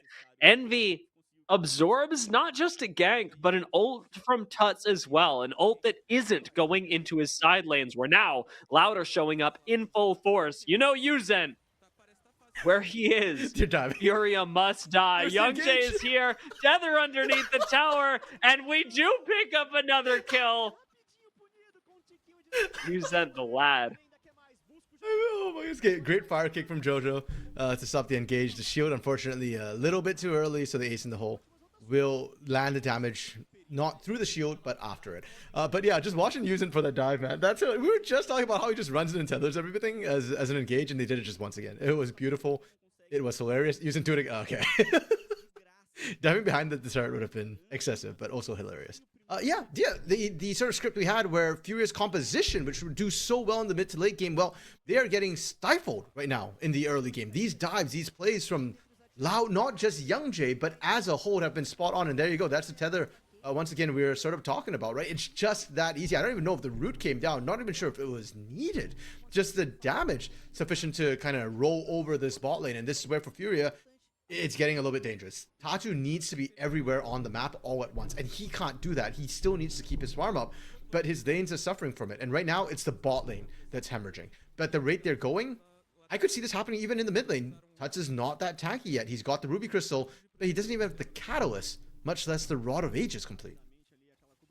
One of the areas that I could see this game changing around is when we get top laners involved, because Shino is going to have a lot less ability to impact the team fight than Guigo. Just as a champion, K'Sante is going to do a lot, and Bessa has the chance to assassinate your AD carry. True. And maybe not even the AD carry, maybe you just take YungJae out, right? Depending on how... Maybe you just take Yuzen, bro. Maybe... If you can get Yuzen before a fight, actually, genuinely, like, unironically, that's a call. And there we go. Yuzen's taking out the fight, and sure enough, Loud lose the fight. Definitely not because he had a numbers advantage. It's just the Yuzen tip. Ult channeled in the top lane as well. Guigo has become the focus, but not in the way that he wanted. YungJae picks up a kill as he slides by Shino's setup. Playmate on the top side for Loud, bot side for Furia, and with 20 seconds left on Dragon, Furia should be hoping to convert this into a second Drake. Yeah, but when you're trading 1-for-1 like that, first of all, it is kind of even. The gap is not big enough that I feel like the losing team is getting an advantage. We get a replay. It's just that easy. Well played from Tatu. Great gank to go through. Actually, did Yuzen have a bounty at the time? He might have, actually. Yeah, but this topside play, I thought for a second Gigo was going to get out when he dodged that. But yeah, unfortunately, he already used the all-out in the initial play. So wasn't quite able to find anything. But I actually think Loud wins out on that trade. It's like killing Yuzen is all good and well, right? Like Yuzen has been an issue. But it's not like the golden experience advantage that Yuzen has changes the way he's going to play. Even if he's behind, he still plays very similarly with the tether trying to punish squishy champions. But Ego, we were just talking about him potentially being the comeback mechanic for Furia. So if you shut down the Ambessa and he doesn't have as much threat and he's pulling a K'Sante, squishier K'Sante cosplay, then Furia's comeback mechanic is not present anymore. And then you're kind of hoping that Loud make a mistake, because if not, then a 2.5k gold lead, even if Furia is the better teamfight composition, this early on doesn't help. Envy just getting chunked, punished for kind of basing in full view. Dragon did go down, and I believe... Sorry, Furia that was Loud that got it. Okay, so... Furia got the first one, Loud got the second. Yeah, and Loud got it pretty much uncontested, the strength that they had. The shield enough to actually make sure that the recall wasn't counted. It's a good timing on the recall as well. BF sword and the Hex optics in the hands of Bull. Caitlyn's never had the smoothest mid game, but this is probably the year where Caitlyn feels the best in the mid game. We'll see whether they can actually turn that into a winning solution as Loud set up their next play top side. Furia are trying to pull one as well. Neither team knows that the other is setting something up. And Tatu would really like to take out Shino. YungJae's here as well. Play gets spotted, and a blast code is actually perfect for Furia. Impale underneath the tower, but is only on to Envy, who will tank 2 tower shots and get away. Guigo is already gone. Excuse me. And Loud get what they came for. Will they get a little more? As Tatu's actually looking for Young Jay right now. There is no Gromp to save you there, my young lad. Tatu gets scorped on, and that is going to be a 1-for-1 in a weird and extended form of play. And for Furia, that actually ends up being kind of not a bad deal, because while all this is happening, Tuts is just farming away in the bot side, pushing in. And really, for Furia, you're buying time for Tuts to start coming online. IU taking a chunk of damage on this trade with Bull, Culling barely equalizing things out in the end with Emilio in back pocket. But yeah, Tatu bought a lot of time. That turret still stands at the end of the day. Shino, is he potentially looking for a turret dive? Again, Tuts is in his vulnerable phase right now, so that damage kind of sticks. He's not, particularly scaling up just yet. The tier is stacking, yes, but no Rod of Aegis. Tatu signaling for the Herald should be able to take that one uncontested. I mean, even at this point, it is a really late Rod of Ages. Like, not just is it like, oh, he doesn't have it now. Not having a Rod at 15 is really tough, and I worry about Furia's ability to impact this game. The fact they just got a Rift Herald, though, could help with that. The replay going through, of course, I want to highlight that was actually a 5-man play. There was even the ace in the hole coming through from Bull. Didn't ultimately matter, didn't land, didn't get the assist, but it was a 5-man play onto top. And the fact that it was only 2 people from Furia answering that and able to kind of go even, I think is pretty huge. Malignance from Envy means that every time we look at him, he's with a buddy. Tibbers just being dropped again on cooldown. If you have Tibbers and there's an opponent, you pop it. They see Tatu coming in, use it on the run. Good flash to dodge the impale, but that is still a flash, a summoner spell used. Tatu going to be waiting for his ult to be back up. Should be up around the next dragon, but the play not actually turning into gold for his teammates is punishing. I mean, summoner spells are generally considered a win for ganks, but at this point in the game, and I don't just mean timer-wise, I mean economy-wise for Furia relative to their opponents, you need plays to be going your way in terms of kills as well. You're not going to kill Shino in the side lane. I say knowing that Shino, now that I've said that, is probably going to die in like 2 minutes. But you're not going to kill him realistically. It's really hard to kill Envy in the side lane, who is very comfortable against Guigo. This bot lane that is now rotated into mid is your best shot.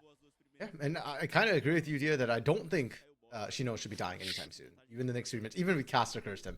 It shouldn't happen. First of all, Shino is a very good player. And second of all, the gold lead he has right now, 1.6 thousand gold lead over Gigo, is a pretty big gulf to try and bridge. And that's going to come out in items. He's about half an item ahead of Gigo right now. And those components certainly do make a big difference. They're not sort of the tier 1 components like the cloth armor or whatnot. It's kind of like the upgraded version of those components. Now, Envy potentially being hunted. He has Tibbers. Yeah, out comes the dog, or I suppose the bear. And credit to Furia, they do find your only other option. Envy was supposed to be playing safe in the side lane. That is a misstep from him to fall. Loud will still get something for it. Mid lane tower falling in their favor, and that is with Dragon having just spawned. Loud are in the position that Furia wished they were around third Drake last game. Yeah, and the tables have turned. We saw that Loud weren't able to play from behind. Can Furia do the same? IU being shielded through all the return damage, but Young Jay on the hunt will not be able to chase through the turret went down topside, or sorry, mid lane, so that's all the outer turrets down against Furia. But it is worth noting that gold lead actually shrank from 3k to 2k in the sort of trades and events that we saw there. Young Jay, he's deep in enemy territory. Do Furia know? I'm seeing a ton of pings come down. Gigo spotted him.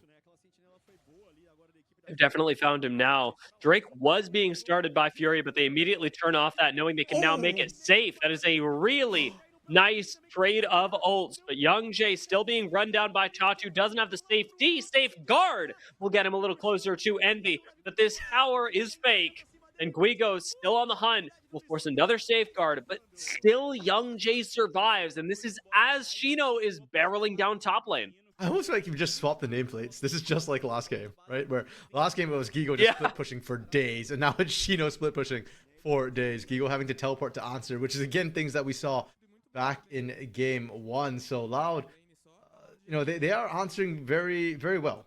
The shoe is on the other foot. But once again, it feels like the gold lead is somehow shrinking. So despite the fact that Furia is struggling to convert on these kills, they are somehow sneaking gold from the lanes. They are forcing Loud to send more bodies to answer and or just finding ways to catch these waves coming in to make sure that they're not falling further and further behind. Which that's weird because it feels like not what I just saw, right? I just saw Furia sprinting down Youngjae, not farming at all in bot lane, and and yet this is going on. This dragon, the fight for it or the lack thereof, is going to at least let us know where Furia think they sit in the game. Loud at least feel that they need to teleport for it, but Furia, especially with the way that Tatu backed off there, are still very well aware of the tangible deficit at which they find themselves.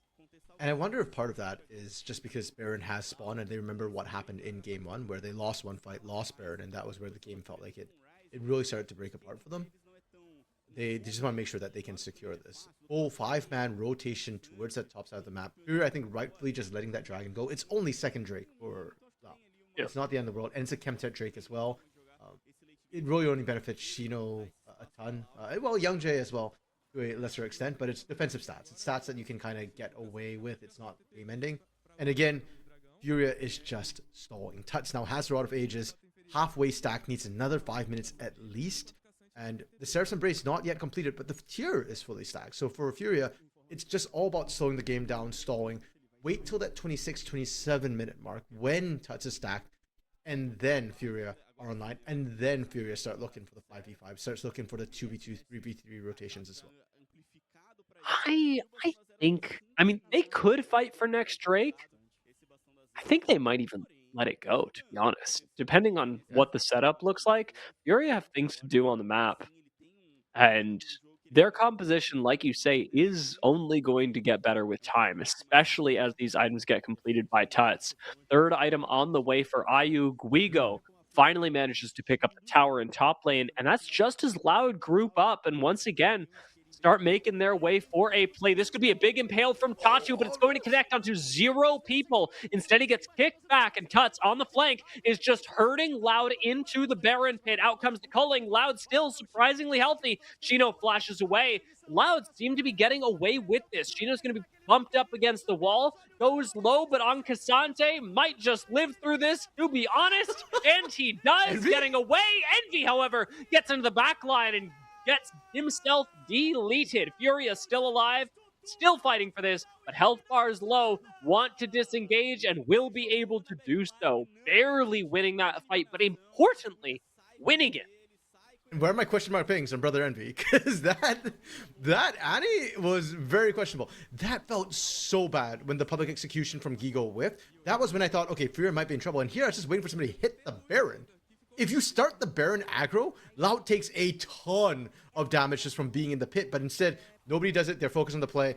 This was good. Shino bought so much time for the team, and this is when you start feeling like, okay, maybe Shino deserves the Ninja Kiwi award, because he was doing everything right. And right here, Envy? Like, what are we thinking, brother? Oh my god. Your team literally cannot pull off. Like, all the mobility was used. So you're going in solo, and you have no kill threat. You've got to remember that's a Milio. The CC is definitely not going to land, right? You're instantly going to cleanse whoever's lowest and just get them out of there. So Envy kind of throwing his life, and in the process, throwing his lead. Very true. It's tough, especially because the Annie is like so much of the team utility for Loud that I get feeling like you have to make a play, especially when Shino is, I'm sure, just tanking up all this damage. But like you say, the realistic lack of follow-up makes it hard to justify. In VOD review and even in live, Loud are going to be dealing with the fallout of that for the next couple of minutes. I do want to take a moment. Jojo, that was hot. He knew where to be. He wasn't standing on top of his carries trying to shield his front line. He was standing away from them, so that when the stun came through, he just pressed his little ult button, and they all got away. You did say that you do play Milio, so you can certainly appreciate the mechanics and the details there.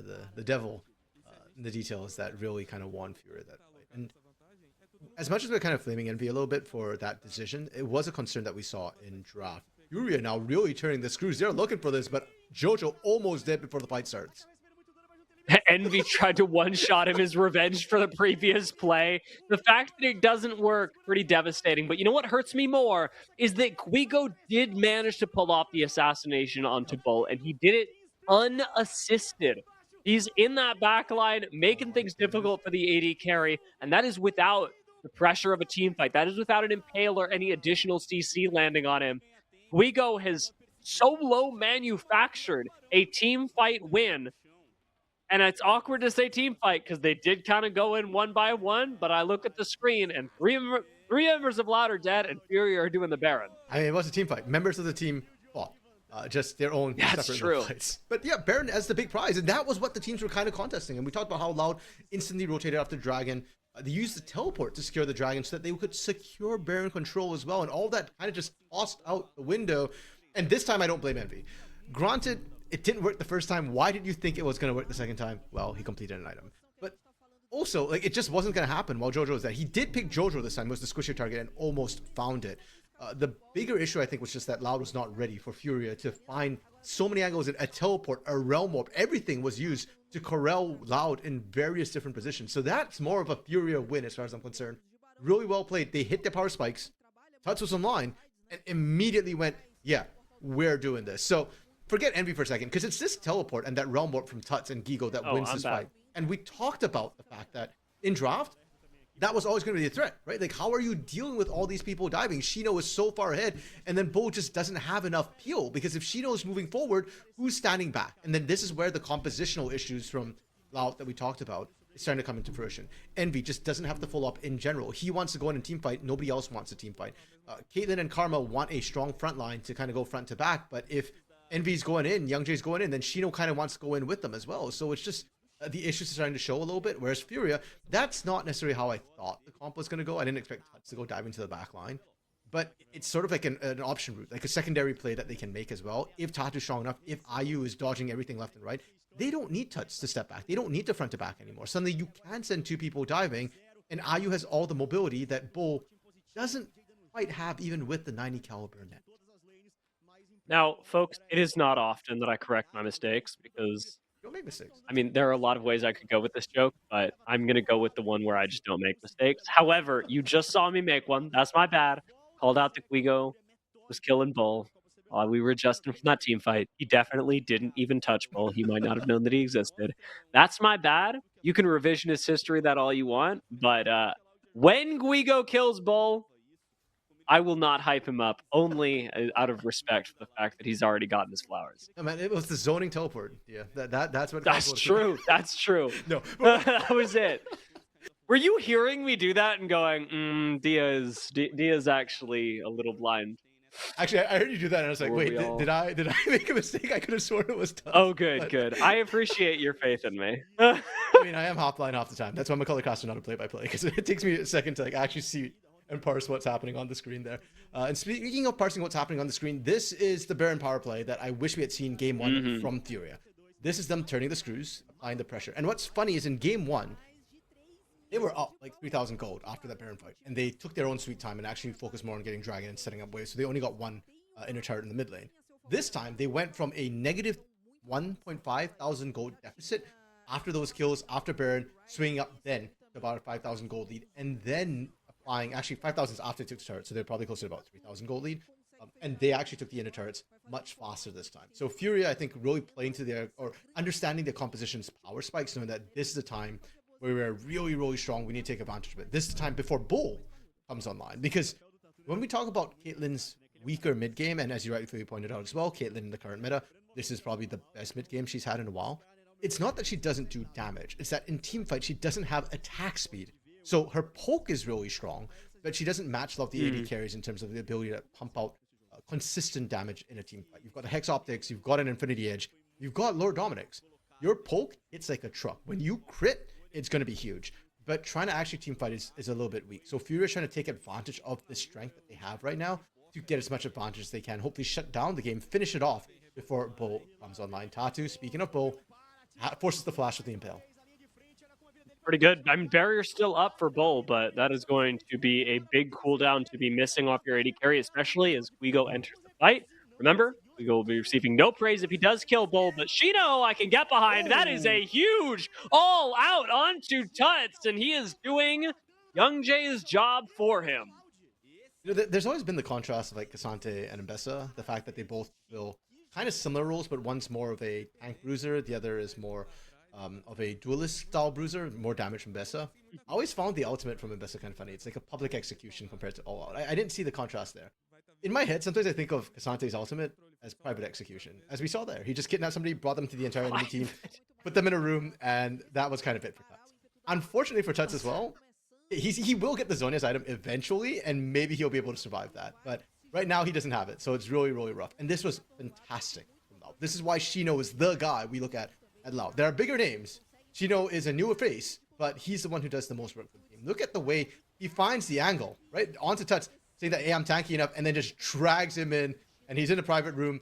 Bye-bye, Tuts. Like, there's just no way out. The rest of the team can't even follow up from Furia. If they could, it'd be great. And now I'm just waiting for the Seeker's Arm Guard to come through, but it's looking like Actualizer first, so a bit of a detour. Tuts has to be careful about his positioning now, and I don't know how much more can you expect from Tuts for positioning? Like, he is a very short-range mage. He's usually tanky enough to survive that, but any way he's out there to try and do damage puts him at risk of just being abducted, if you will. Oh, this Realm Warp, an interesting cook by Furia, putting everybody on different sides of the fight. We go. He killed Bull. That's all we're getting out of that. But the rest of the fight, that is all Furia, all Tuts, all the time. Shino does get fancy with it in the back line, but that is a massive fight for Furia and a really creative play out of Tuts to make it happen. I feel like that's the angle they were looking for this entire time. Yeah, that Realm Warp to get Gigo in a flank position so he can actually go after Bull as the script demanded. And they did find the execution. Now it's Yuzin versus the world. But hey, Yuzin's the carrier for Loud, right? That's how this works. 3, 1, and 3. He's got the damage to wave clear. He must do it. I mean, otherwise, Furia end right now. And unfortunately, I'm not seeing him being able to step up to this. The minion wave a little too thick. And even as Bull comes out, is the lack of attack speed really going to hurt here? Because he can't clear out the members of Furia fast enough. Ayu rockets forward. And just as the Nexus explodes as well, that is Furia going up 2-0 in this series. Yeah, but getting to see different facets of Furia as well. In game 1, we saw, hey, when you're ahead, do you know how to close out? Yes, that was never the question. This game, we saw them fall behind in the early game, and yet they were able to really well play really well around their power spikes and know how to get back into the game. They didn't panic at any time. Okay, that is also hilarious that the guest for the cast today on the CBLOL Portuguese stream is Redbird. And he looks happy.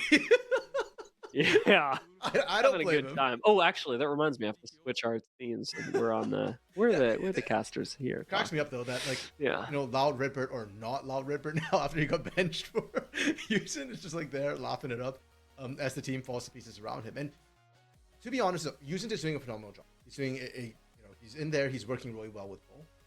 But we've said this 1,001 times, Redbird had the touch in him, especially in play. And when I was looking at Loud play that series, I was like, okay, we made one mistake and we just kind of lost the game. But the latter half of the game, it felt like they lacked a bit of that playmaking. Shino tried, and Shino got the amazing pick. But the rest of the team didn't quite follow up on that, and that was sort of a single play. That doesn't lead into a team fight. And maybe somebody else in Loud needs to kind of step up and be that big shot call. I'm wondering who's doing that. Is it Shino now? Because I will say, if it's Young Jay, I don't think it's been working. All split long, Young Jay's been going in for plays, and the team doesn't follow up. So somebody else needs to step up as a voice and help Loud to kind of come back into this, or else, yeah, we could be looking for a short day today. A quick 3-0 at the rate we're going. Yeah, I mean, that game too looked really convincing, especially when I was like, wow, Loud actually had an early game that was quite good for them. Real quick, normally I would ask this to you in your ear, but I can't because we're just here. Do you want to talk about the graphic we didn't get to run the pregame? Sure, yeah, we can bring that up. So originally we had to hot drop into the draft, but this was the graphic we were about to talk about for game 2, which was Furia versus Loud in the regular season. They're head to head. And if you're new to the league, you know, we kind of set it up that, Furia was the second best team, and it was considered a big gap between second and third. And then Loud kind of scraped in at 6. Well, if you look at the wins, though, it's actually not that far apart. CBLOL traditionally is quite competitive in the middle of the pack, and while Furia's if you just looked at them at first glance, they look better than most of the teams. They actually only had 2 wins more than Loud and 1 loss less than Loud. So Furia does throw games, which was one of the big concerns we had coming into the playoffs. Would they throw again? Kills, deaths, they are better. And I feel like the second stat we're looking at here, KD ratio, is what's determining the difference in this game. Furia just team fights better. It's not so much that they're rotating out that much more. Yes, they are playing macro better today than expected, but I don't think Loud is playing macro poorly. It's just the team fights. Because you look at goal difference at 15, that's marginal difference. Like that's less than 100 goal difference. That's less than 2 health pots. And Dragon percentage was actually tied. So I use Dragon percentage as an index for objective control, generally speaking. And yeah, both these teams were very, very similar. So Loud looked like they were peaking at the right time. Furia was questionable in the regular season. I was expecting a much closer match than what we've seen so far in these first. I'm right there with you, and I think it's really interesting to pull those stats up, especially like now that we're 2 games into the series, post what we've seen, because like you talked about, it is Furia both shoring up a lot of the weaknesses that they might have had in terms of throwing in the season, but also clearly their ability to I want to say make this difference that we perceived during the regular season that much more tangible in this series so far. Loud, I will say also, by the numbers, should have a closer series than this. Should it be 0-3? I want to say probably not, especially when we're looking at the way that we can compare these teams there. 1-3 seems more like it from a numbers perspective. But from the first 2 games, RMC, you can kind of smell the 0-3 coming. Yeah, and unfortunately for Loud too, I'm just not seeing signs of life. So, right, like, yeah, I had hope in the beginning of the second game that hey, they seem to have woken up. They've got their lead. Young Jay is not following himself up in a matchup that he seems to remember how to play. But yeah, come the mid to late game, that's more important. And when Loud won the CBLOL Cup last split, they did it by having abysmal early games, but they had the mental fortitude and the skill to come back in mid to late game, which is kind of lacking so far for these first 2 games. And it's not about how you start, it's about how you finish. Very true. And, well, I mean, we'll see how they turn that around. Hopefully keep from ending this series too early. Before we do, real quick, our very own Super Bren has dropped in the lobster lore. Lobsters and scorpions are both arthropods, which covers most hard exoskeleton invertebrates. Crustaceans, especially decapods, shrimps, prawns, crabs, lobsters, and crayfish, are water bugs. But lobsters and scorpions diverged evolutionarily 500 million years ago. With that, we will leave you to a very short break before game number 3. Thanks, Brian.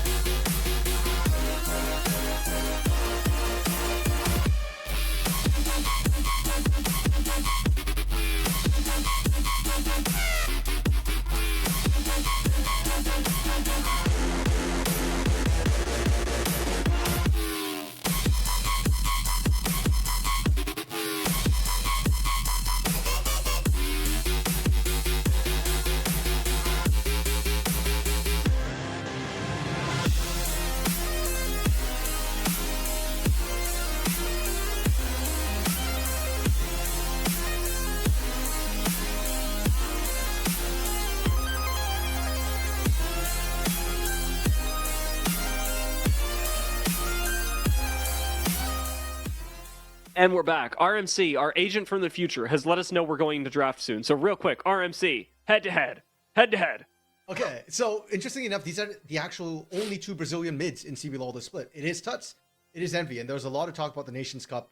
Tuts was selected for the mid lane, and I think this was the most questioned or sort of competitive role, where a lot of people were asking why not Envy. And if you look at their stats, Envy is actually winning out in most stats. KDA is plus or minus 0.2 average per game, which is negligible. So basically, TLDR, Envy, usually better mid. But somehow Tuts is actually winning in the series, and argue has been winning the mid lane match.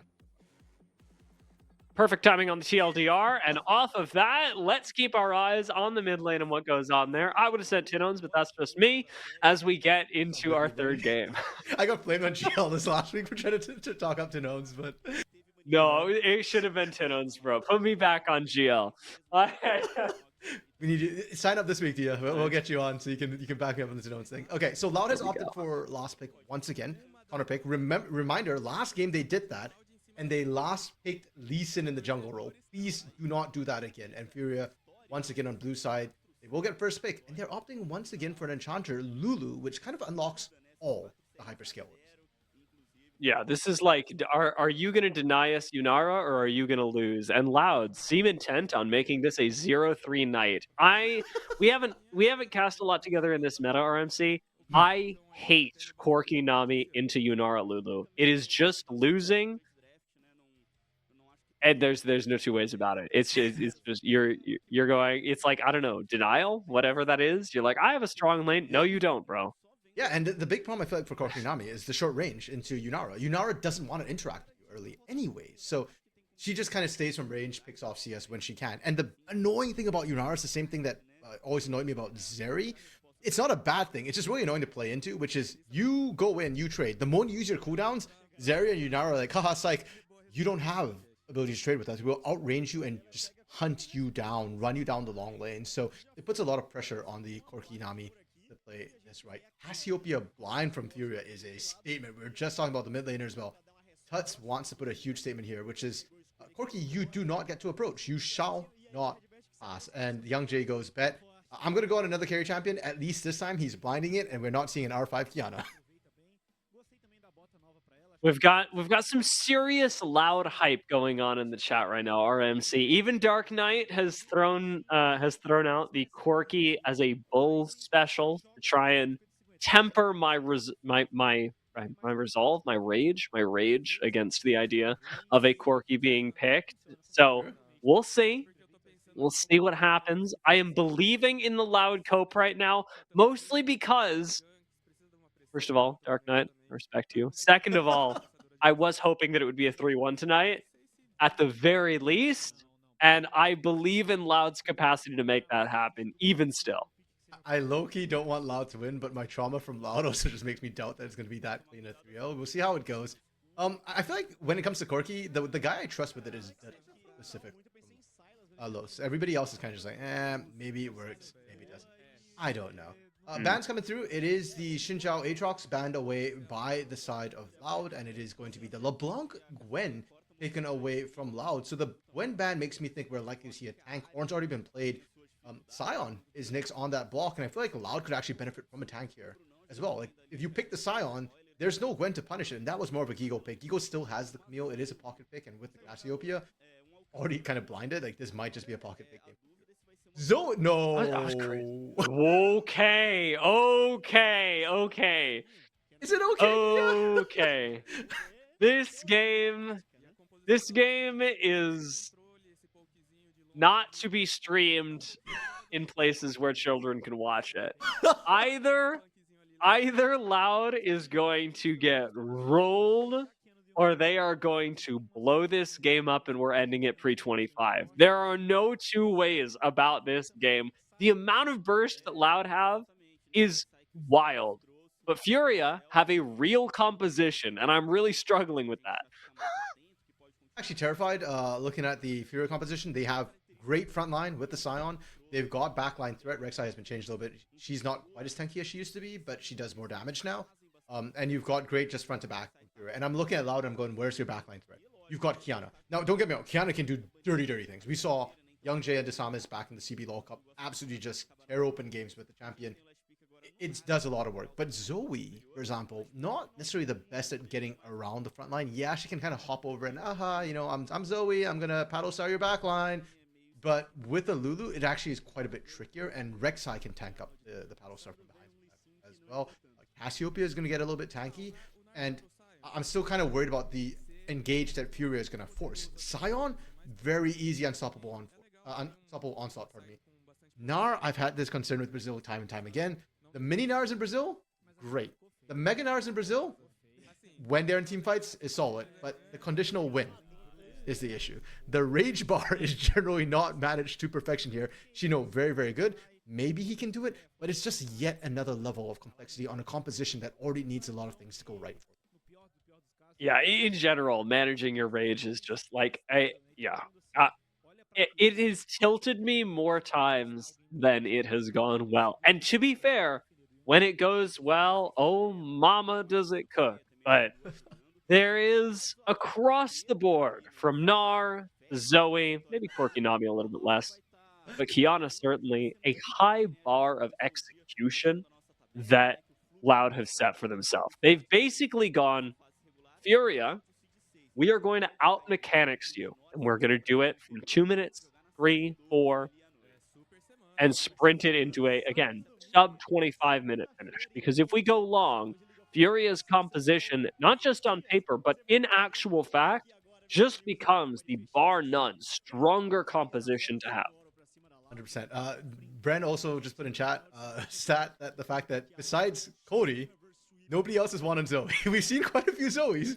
None of them have won. So Envy once again on this Zoe where I feel like, man, was it at the America? No, not the America's Cup. The first stand where he kind of choked on it. I am. Yeah, I don't even know why I'm choked about this. I'm not a Loud fan by any means. I've been traumatized by them way too much to really be called a fan.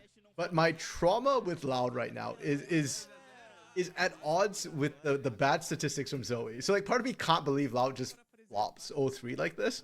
But at the same time, they pick Zoe, right? So surely statistically means they're cooked. It definitely doesn't bode well. But I'm in the same boat as you, where I have seen Loud pull off some crazy things in my time at the CBLOL.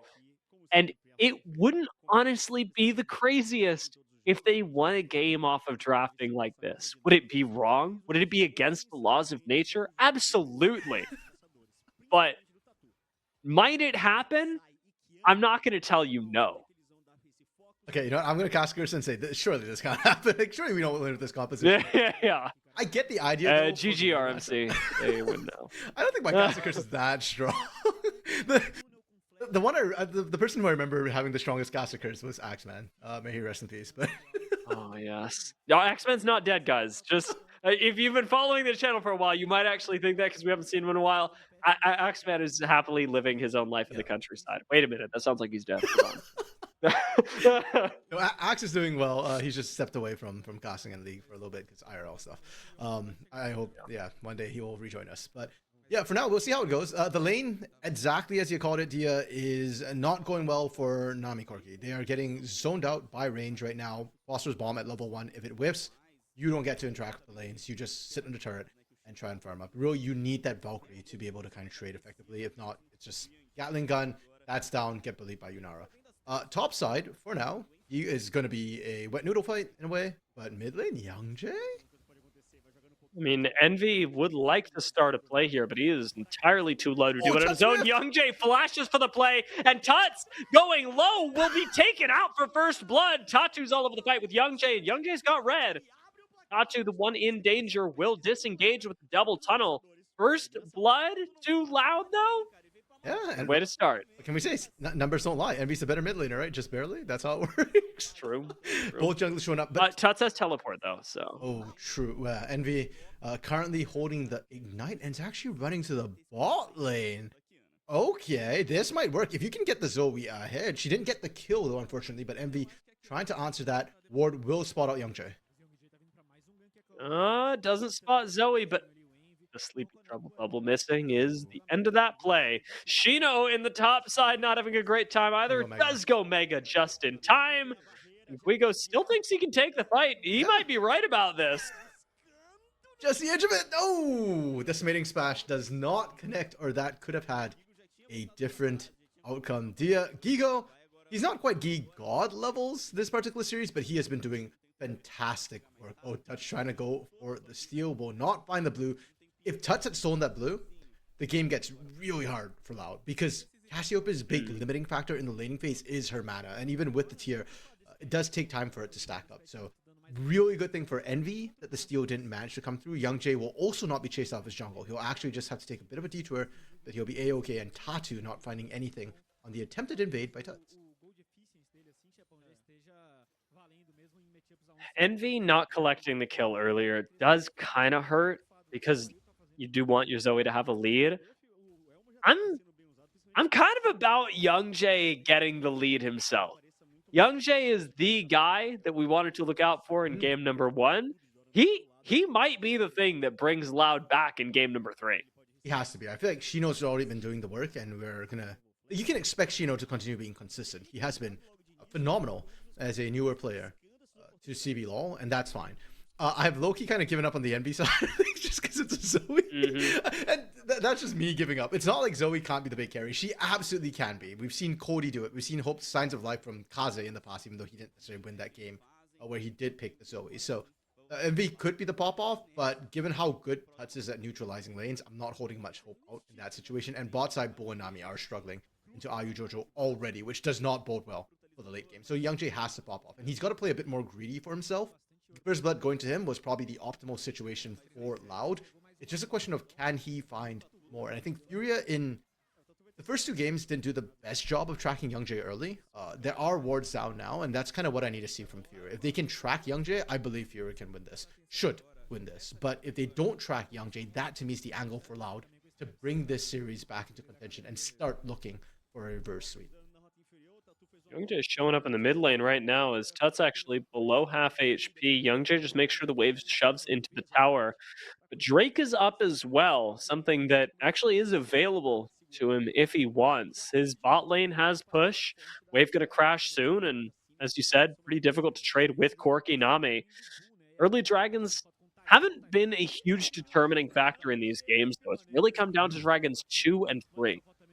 At the big team fight once. Tatu should see Young Jay in the area. Good trades coming through, but the Valkyrie from Bull, as we talked about for Corki, that's the big sort of ability that makes that lane trade much more favorable. And the damage from Loud is good. Yeah, that's key. The Dragon's kind of bait right now for Loud because they don't have a tank. If Young Jay starts it up, he's going to eat a ton of damage. And with the Lulu polymorph, Young Jay cannot reliably look for the turn instead after baiting. But the poke that they managed to get down onto Ayu Jojo and Tatu, because they didn't quite see Young Jay in time and looked for that gank, that is what might allow them to actually drop.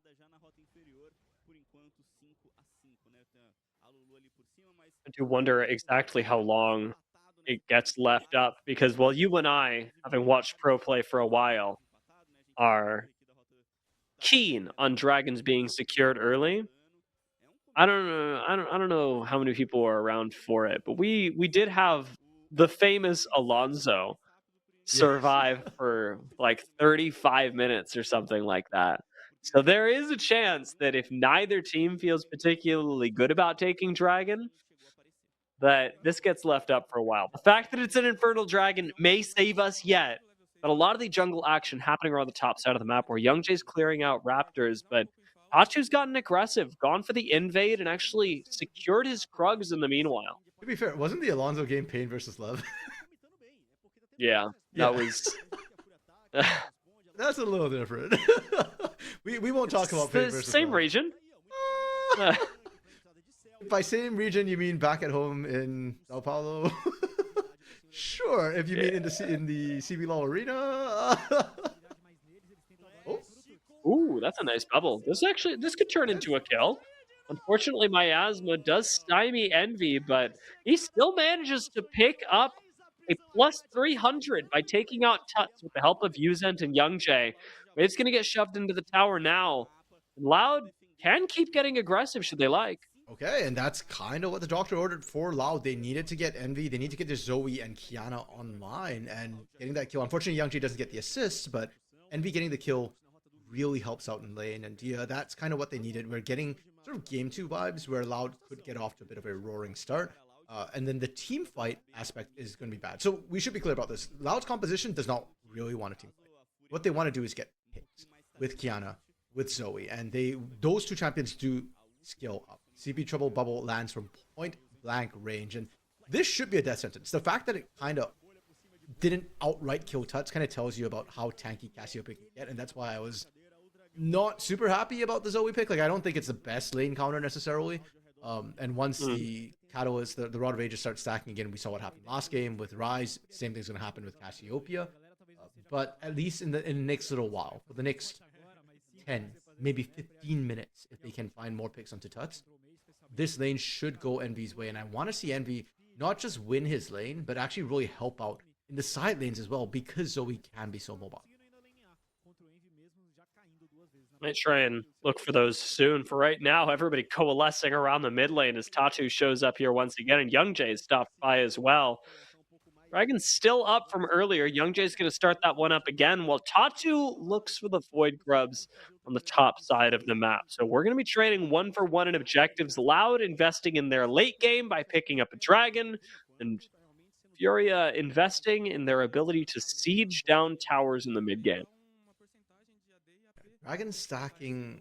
I know that we said the big dragons were sort of the second and third Drake, but I do still feel like, generally speaking, dragon stacking is a win condition for teams. And so while the series has made it kind of weird, I would like to see Loud actually double down along these dragons and also use it as a not siege point, as you said. Siege is more what Furia might be looking for with these Void Grubs, but the sort of face-off situations I think favor Loud, and they can try and use the dragons as a face-off situation to facilitate that poke to come down. Dragon did go down 10 minutes, not the latest, so it won't be Lorenzo the Dragon. Unfortunately, in this game, it will go down a little bit quicker. This time, Gigo just getting hunted down by Shino, but still has the Unstoppable Onslaught if he needs to reposition to safety. Yeah, get out anytime he likes. I mean, realistically, we keep panning to the top lane, and I really appreciate that our observers respect the time of the iconic top laners that we have in the CBLOL. This matchup is not where stars are born. This matchup is where entertainment goes to die. When we pan up to the top side, Shino and Guigo are going to be doing basically nothing to each other. It's Jojo. Oh, I was going to say, it's better than Sion Ornn as a matchup, though. I will say that. True.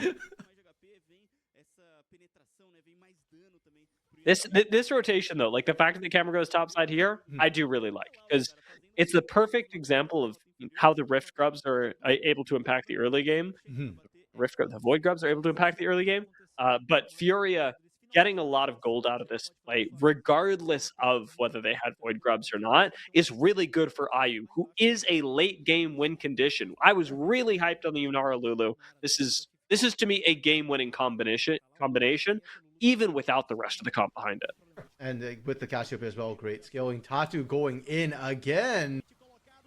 Great display of talent answers him, but out comes the wild growth. Young Jay escapes over the wall, and Tatu is alone with Envy for a little while before Young Jay comes back, only to be taken down by IU. Asleep in the front lines, Tuts is going to eat the bubble as well. Second bubble of its nature, while Envy finishes Tatu off. It is a 1-for-1 topside. I don't know how I feel about that trade after watching all of it kind of come down, because on one hand, Tatu managed to help facilitate a kill for IU, which is great, but also I just don't feel like they should have gone in. Jojo taking a phosphorus bomb to the face and will be able to survive, but it's IU Jojo limping away, and that topside turret, it's going to take a beating. A lot of the gold that Furia just managed to get, putting it on IU, is going to be neutralized off of this play. The one nice thing you get off of this is that Envy did secure a kill. True. And I will be happy for that. But yeah, I was questioning Tatu going in right there. If not for the wild growth, he melts. Again, let's remember that Rek'Sai got nerfed for tankiness, so she's not as good as she used to be at making these sort of plays. But yeah, buying the space for her to get that, absolutely massive. He ends up going down on the side to Envy, actually, because Tatu stuck around. But the bigger problem for me is this is symptomatic of the problems that Furia has sometimes when they throw games. It's players like Tatu and Gigo just kind of getting into their head a little bit, or getting a little bit too hypey. Was that play necessary? No. You're trying to slow down the game, buy time for Tuts for IU to scale up. Did it work out? Kind of. And I fear that fuels their ego more. They're like, okay, that worked. We can do it again. But it was on a knife's edge. If anything had gone on, if Tatu had melted early, that would have been multiple kills going the way of Loud and would have been a massive problem for Fury to try and play through when they're that far behind. There is something going on here that actually didn't have to do with the play, but is still going to be important. 1 minute left on Dragon, and Bull flashed to kill Jojo earlier. Bull's not going to have a flash for the upcoming Drake. And I think Furia could make something happen with that, especially with the fact that IU got a kill. His Kraken Slayer doesn't really measure up to a Trinity Force, but an AD carry with Flash, I will always take over one that doesn't. I mean, I'd even argue that it can measure up to Trinity Force if the fight extends. And given the range advantage that IU has, not having the Flash means that Bull might not actually be able to pump out the damage with the Trinity Force because his range is too short. There's too many threats, especially Tuts, actually.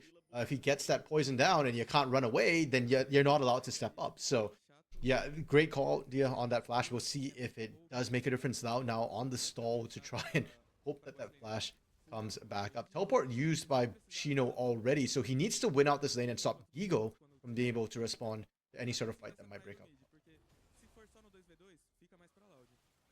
Ah, yes. I love eating a full decimating smash. IU loving the Gatling gun right now. A little too much for his health, I dare say. Survives the play, but has to reset with 3 seconds left on Drake. Loud, open for their second one of the game should they choose to secure it. Tuts eating a lot of poke in the side lane as well, with Envy up 2 kills on his opposition.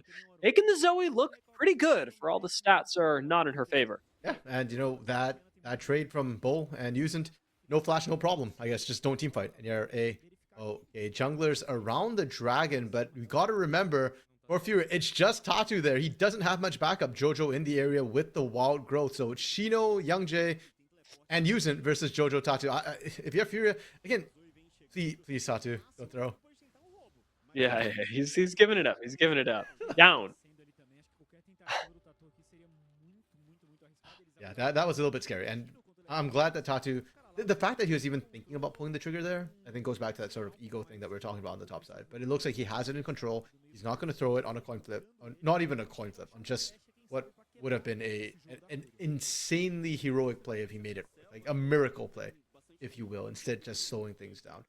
Tuts, he's the guy I'm keeping an eye on for now. He's got the components for the Rod of Ages. When that completes, that's when the 10-minute timer starts. But a 15-minute Rod of Ages feels really bad deal. We said last game it already took him long enough. I think it was 23 minutes when he got fully stacked. It's going to be even later this game. And I love that Loud have been pressuring. We talked about needing to see Youngjae kind of pop off a little bit more. And to see Envy pop off a bit more. And Envy has been doing just that, really dominating not just the 1v1 play, but he's getting pressure and space for Youngjae to move around as well. And even setting up Shino and Usant when they come by.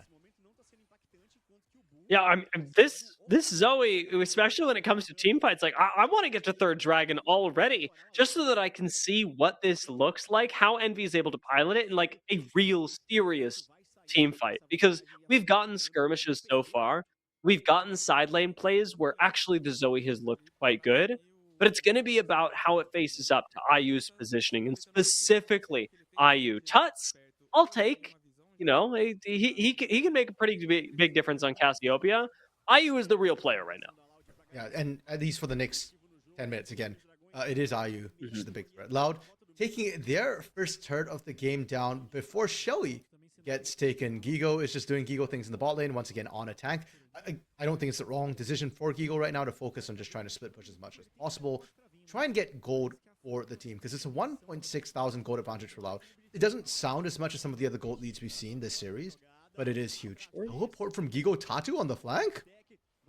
Furia don't even want to fight for third dragon. They want to fight for Rift Herald. Envy chunks out Jojo to 25% HP, but Gigo is here and is a front line for Furia. You can't do much better. Sion untouchable in the front line, especially with the shield he gets off teleport. However, he will be put to sleep, and largely Furia are gently escorted out of the river. There's not a whole lot of explosive action in this fight, but Furia basically get told in no uncertain terms, it's cute you think you can contest, you're not there yet. No, and that's why I was kind of baffled by the attempt to contest. props to Fury, though, they don't actually lose too much on the contest. I mean, they're going to lose top lane turret, but they probably would have lost that on the rotation anyways. It's more the minions that they didn't pick up that got lost to the turret, which hurts them a little bit. So maybe about 100, 200 gold lost by Furia for even attempting the Shelly contest. But you could see the idea, and you can see that Gigo is starting to get tanky enough that he can be the one to tank these CP trouble bubbles, these paddle stars, but he does need to be the one in front. If it's flank positions that Loud are looking for, then yeah, if Ayu gets caught, if Jojo gets caught, they're out of the fight before it starts. So you were talking to you a little bit about wanting to see how Envy wants to navigate these fights. I think in a perfect world, we don't get to see how Envy navigates fights. I think we get to see how Envy avoids fights and actually kills a fight before it even starts. Very true. Very true. And you know, in a weird way, the last sort of skirmish setup that we had around Rift Herald may be the way that we see everything else go, because he was able to chunk Jojo out early. Now, Jojo is not the most important member, but you're able to do that to anyone, support, and even better if it's not the support. And you're setting your team up for not just an objective, but a team fight win on top of it. We're about to hit 20 minutes into the game. Baron will spawn, and very shortly after it, we will have our third dragon, a chance for Loud to put themselves on soul point. And also, as you pointed out, within this series, that third dragon seems to be the turning point of a lot of these games. Whoever wins it and how they win it. If you win decisively, it looks like you've pretty much got control of the game. And so far, for all that we've seen Loud dominate the early game, it's not been off conclusive fights. It's off a lot of pokes that are just kind of pushing Furia away from fight before it starts. Atu again in there. And over to Supreme Display of Talent that does not look like it's going Young Jay's way, but Young Jay survives. Bull does not. A flash forward from Guigo does actually help take out the jungler, and Loud lose 2 members. Again, a perfect timer from Furia, just like game 1. We hit 20 minutes, we pick off the jungler, and we kill the Baron. And I need to see a replay of how that started, because that came out of nowhere. Like, even the observer got caught off guard by Tatu's, at this point, bullish engages with this Rek'Sai, playing it like she's still the massive tank. Down bot lane, Shino is trying his darndest to find something to equalize against this Baron power play, but will not be able to do so. As TP's down bot, Envy pushing in mid, but he's a mage. Okay, so it starts off by Tatu once again just wanting to fight with Young Jay, and he's tanky enough that 1v1 he's kind of okay with this, but it's such an awkward position where Loud should be able to reply faster. But right here, Tuts.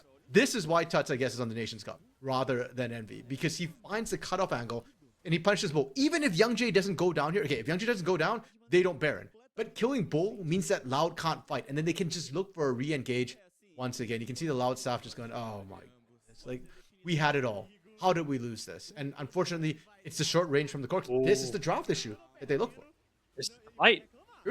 This is the fight, though. I mean, that Baron was tough. This dragon means so much more. Loud need to put themselves on soul point, and they will secure the smite. But what happens afterwards? Losing their front line. Loud have no longer a Kiana. Instead, they've got a mini Gnar escaping in a Rift Herald, while Envy gets torn to pieces by Ayu. They lose 2. They get themselves on soul point. To be honest, it's kind of worth from a just that standpoint. Sure. When you think about what that fight meant, RMC, I am not as comfortable. No, and you go?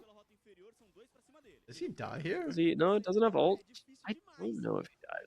So yeah, okay, he's not going to be able to get away, but he is so gosh darn tanky. And with the burned up minions, he's doing a lot of work. Like, Usant has to be careful about how much minion aggro he draws. Yeah, like, even still, that is crazy. Guigo still gets to pick up quite a bit of the minion wave as well.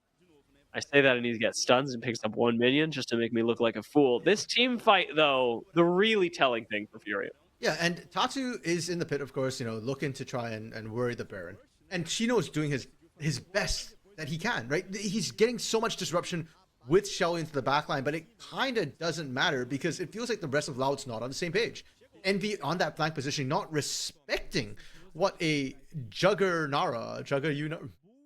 like the old Juggernaut compositions relied on Lulu just kind of speeding things up, and we're seeing it again with the Yunara here, and she has her own speed up. So this Juggernaut Yunara just running you down, you can't afford to do that. If you didn't hop in with the portal jump, just you can't just be stepping up to try and manually use a CP Trouble Bubble. If it misses, you're gonna be dead. And we saw the rundown onto Envy. So for Loud, from a winning position, yes, they're at Soul Point, as you said. That has its worth. It's not for nothing that they're doing that. But is it worth? I don't know if worth is the word that comes to mind. And it certainly has made the game much more dangerous for this Loud roster. I did have a really fun time watching that replay, though. I mean, even if I felt bad for Loud, and I may feel worse soon as Guigo, really difficult to kill on his own. How about when he's got 4 members of his team stacked up with him, takes to the front line, Tatu accesses the back line and just rips Envy apart again. Tatu's looking for Uzent. Gino is going to get chased down by IU and JoJo. And it is another fight effortlessly going the way of Furia. We've hit 24 minutes into this game. We are really close to the Rod of Ages being fully stacked, but Cassiopeia isn't even the person that matters the most to me right now. The entire composition of Furia is completely online. Tatu flashing to secure that, because otherwise he might actually have been ripped apart by the slows and the kiting that Shino's presenting. Yeah, you know, that stat that we looked at about these teams earlier, right? Like, the only thing Furia seems to be doing significantly better than Loud is team fighting. But that seems to be the only thing that matters right now, is just the team fighting. And Furia is doing it better. Loud keep opting into these fights where I don't know if that's what you want to do. Okay, I shouldn't say opting into that, because that was well played from Gigo to punish Loud for stepping up. But the question is, why was Loud there? Why was Loud looking to attempt the siege? You didn't have good ways out at that time, and their comp doesn't have good ways out. Shino did the best he could. Like, that Meganar actually kind of won out the initial trade, but the rundown from Yunara, the fears, the concerns you had, they're coming to fruition right now. Lulu Yunara just looks so good into the short-range Korkinami, which can't stop it. And if Envy and Young Jay can't find the initial pick, Loud don't win the fight. They've got to be proactive, not reactive. I can't help but wonder how they can possibly do that now with a minute left on these 2 objectives, and Furia having vision supremacy. Where do you actually find proactivity as Loud when your game-winning objective is something that Furia can see coming from a mile away? I mean, Hextech Soul is it. If Loud get that, it's not like they auto-win the game, but it gets so much better. Yeah, and that's kind of thing that we said they need to be proactive. So if you know that Furia has to walk into that area, ward all of it and catch them in rotation to the area, because Furia will likely be looking for creative angles themselves. We've seen Tatu especially really enjoy finding these sort of flank positions like he's doing right here. I thought Yuzin was going to die for a second. Yeah, so if you know Tatu is going to be on flank, the back line, or just in your face, or Tatu just puts himself directly into your mouth. Envy will be executed by the final Prey Seeker, and Furia pick up 3 kills for the price of none. That is one emphatic way to end this game, because I'm looking at the screen right now and I'm not seeing Loud come back. I'm not seeing them play another 10 minutes of this. Guigo just stepped up, made a little bit more space. Inhibitor exposed now, but Dragon, the thing that Furia have in their sights. Gino, about to go Mega, has full vision of IU walking over this control ward. Loud want to contest this, and they recognize that, hey, we really want this. We can steal it, would be great, but they have no smite. Young Jay is just back up. Gigo will deny them with the decimating smash. They will not be able to approach the area. Yeah, we were just talking about what Loud needed to do, and they didn't do it.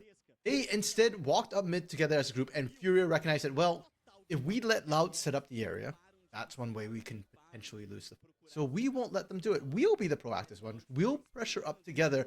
And we talked about Tatu trying to find creative flank angles. He is now strong enough that he can just run in face first. He almost died. But even if he's got GA. Die, true. I think the GA, I think, was the last item he just completed on his back. But even so, yeah. Even if he, whether he had it or not, it's kind of irrelevant. Because even if he did die, it's fine for Furia. They just win as a team anyways, and they still get Young Jay, which was the critical pick. Loud are trying to cook something up right now. That is a nice mega from Shino, who slams Tuts into a wall, securing the first pick for Loud, but it needs to be so much more. With Tatu still alive, Loud cannot afford to 50-50 a Baron right now, and yet RMC, it looks like that is the proactive play they are choosing to make. Move themselves over to the Baron pit, threaten this objective, and see what Furia do about it. And this could go very many ways, yeah. Like, I actually don't feel comfortable. Loud doesn't feel comfortable with this. They want to try and find one more pick. Time's a ticking. 30-second death timer onto Tuts, and with Hex Gates, Tuts can join this fight real quick. Interestingly enough, actually, Furia not opting to go for this. I thought with double tank, they would at least try and contest the area half health onto Baron. We go in the front line again, essentially unkillable. It is a nice Gnar. The Supreme display of talent is better, stunning 4 people. And it will mean that Loud get out of here. Tatu finds a 3-man knockup, but Tatu, my man, the Baron is where it is at. Envy is going to pick up the kill, and now Loud have everything they could have asked for. They have more! Ayu goes down! Loud secure the jungler, secure the main source of damage for Furia, and now they can really take the Baron. And it looked like after a really rough early game, Furia had secured the game. They picked it up with their 2 hands and then threw it all over the ground. Yeah, all over the ground and in pieces. Loud did not get the soul, but they should be able to get the Baron. Tuts is no Ayu. The damage is big, but is it consistent enough? It's shredding Shino for now. He's about to go mega. Gigo in there causing absolute chaos. There's a double stun that comes out from Tuts. Baron is recuperating as Guigo goes down. We've stalled this Baron out for long enough. Furia sacrificed Guigo to keep the Baron alive.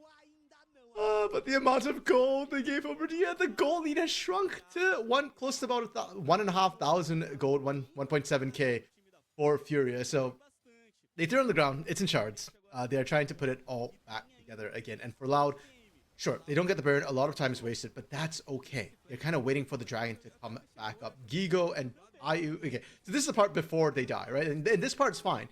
Tatu gets too hypey. Like, look at where the team is, and you need to watch for Ayu. In fact, Gigo, I think the call was still like, hey guys, are we doing Baron? Are we tethering it? It's half health. We could go for this. The TP call from Tuts just needed a couple more seconds. Tatu didn't need to go in, and Tatu being the jungler makes that call that much worse. And you can see, yeah, hey guys, my bad. I mean, he this is another, you know, VOD review thing that you're going to catch, but he definitely could have just jumped into the pit. Furia could have burned that down. Furia could have gotten Baron. I don't know. There are so many ifs, ands, buts. I'm too attached to them. It's not just time for me to let them go, but for Furia to do the same. Shino, importantly, losing Mega Gnar right now, pops into Mini just at the time that Furia can look for another fight. Ayu takes a big chunk out of a big one from Bull. But neither team actually has a minion wave right now. Remember, exposed inhibitor for the side of Loud, something that Furia could actually take advantage of if they weren't so worried about this Baron. And I feel like Furia is also just kind of delaying time till the dragon comes up as well in just under a minute. CP Trouble Bubble lands and the poke is good. We kept talking about the short range of Corki. It is worth noting that the poke range from Corki is very, very big. And Gigo can only tank so much. He's doing a fantastic job. Tuts just popped something. There's an active... Tuts just popped, sorry. I saw Mikhail's go down. Yeah. Did he? I didn't see the CC that hit on him, but having Mikhail's down is actually going to be pretty big for Loud if they can take advantage of it. Don't seem to be doing too much right now. Loud backed away after winning the fight over Poke to reset the vision that they've got. Uzent is coming back full awards. They're going to need them for the upcoming Dragon. Guigo's on a flank. Tatu wants to engage. There's an isolated backline here, but Envy does not get hit by the unstoppable onslaught. Loud get to regroup and take this fight front to back. Reminder that Guigo is part of that front, so they really do have to play this perfectly and would like to win a poke battle again. Envy goes over the wall, finds a little bit of damage, but I really do mean a very little bit. And Ayu, fancy feet and all, is dodging around the damage that Loud are throwing out. Trying to zone everyone away on this AD carry. Sleepy Trouble Bubble does not land onto Dojo. This dragon is the focus, and Young Jay's got a flank. Furia know that this is going on. Send Tatu over the wall to match it. Oak is converting from Loud right now. Unfortunately for Furia, they can't find the engage they're looking for. Unstoppable Onslaught has come back off cooldown, That's probably their best way of forcing a fight. Let's on the flank, and Loud is grouping up. That's a very scary position for Loud to be in when you know there's a lot of AoE damage that can come out from Furia. Dragon being fought over. It's still in the middle of nowhere. It's a 50-50 coin flip for both these junglers. Tatu to the backline. They found Youngjae. Youngjae gets caught. Watch the supreme display of talent as it comes out. Oh. Secures Tatu against the wall, but it is Youngjae that falls, and the rest of Loud joining him. Guigo still tanking things up, as again, IU gets to move forward unhindered. Furia set up the perfect frontline play. They sacrifice Tatu. They send him forward going, if anything, you will take up time, and that he does, even living for it. Yuzent will fall. An ace gets completed for Furia, and against the composition that was poking them out, Furia find a team fight win and are moving towards the Nexus Towers to secure their 3rd win in a row. This best of 5 that has evaded Furia for so long against Loud, finally, they will be able to put a win on their playoffs board against the Loud members. And what a playoffs we've had already. Fluxu's first win ever as an organization in the playoffs. Furia's first win against Loud in the playoffs as an organization. And it did in style. It wasn't even in question. It was a clean 3-0 from Furia. Even that last fight. Okay, the last fight got a little bit dicey, to be fair. But if anything, I was scared for Loud, the way they were grouping up. And Tatu, yes, some of the plays in that game 3 cost them. But when it mattered, he clutched up. He was the one who made that play onto Youngjae. He dove in saying that, okay, if I die, as long as we get Youngjae, I trust that the rest of my team, we got this. Even if we don't win the fight, even if it goes even, we will secure the objective. Yeah, that was straight up trust in the team, and also, to be honest, a little bit of just unleashing the beast that we all know that Tatu already has inside him, because we've definitely seen him go in 1v4 when it wasn't a good idea. That particular time, it was a great idea. Yeah, and it pays off. Really clean game. I think as a whole, though, I am impressed that Furia seems to be regaining form a little bit, especially the first 2 games. The first 2 games were fairly clean.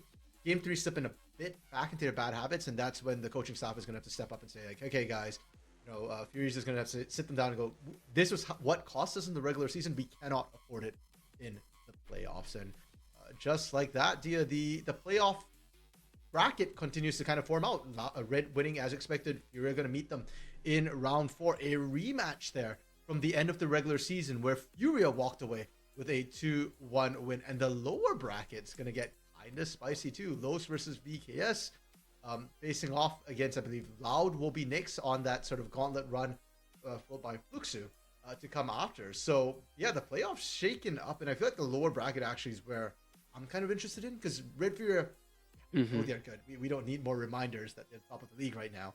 But seeing the growth in the lower bracket, whether or not Fluxu can actually become a big threat again, because they took a win off of Red and convincing style in their first game against Red as well. Los, can they grow up? Can VKS figure out what's going on? And for Loud, the bad thing returns. For it to return, it has to go away. So maybe the lower bracket is their hyperbolic time chamber for them to look for the lower run.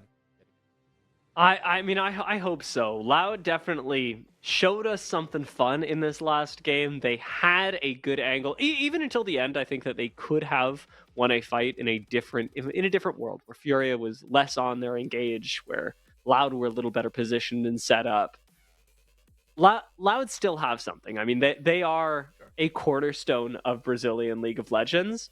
I'd like to see them recuperate, and I'd like to see that happen in this playoffs, but obviously we can't promise anything because CBLOL is going to CBLOL, and if it were predictable, we wouldn't have been doing this for 5-6 years. Very, very fair. You know what? Maybe we see more Zoe as well, yeah, because right now its win rate has gone down further, and for Envy Man, play your Vex, bro. Zoe just ain't it right now. I think teams just can't fight back it. So, yeah, very interesting weekend. More to come to you. And as ever in CBLOL, the further in we get, the muckier and yet the more fun things get.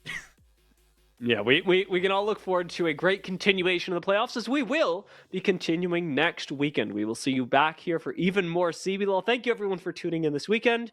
And I'm going to press all the buttons and send us on over to the LCS. If anyone wants to talk trash and tell them about how we just finished the best region in the world, just make sure not to tell them that it was 0-3. All right, love you guys. Bye!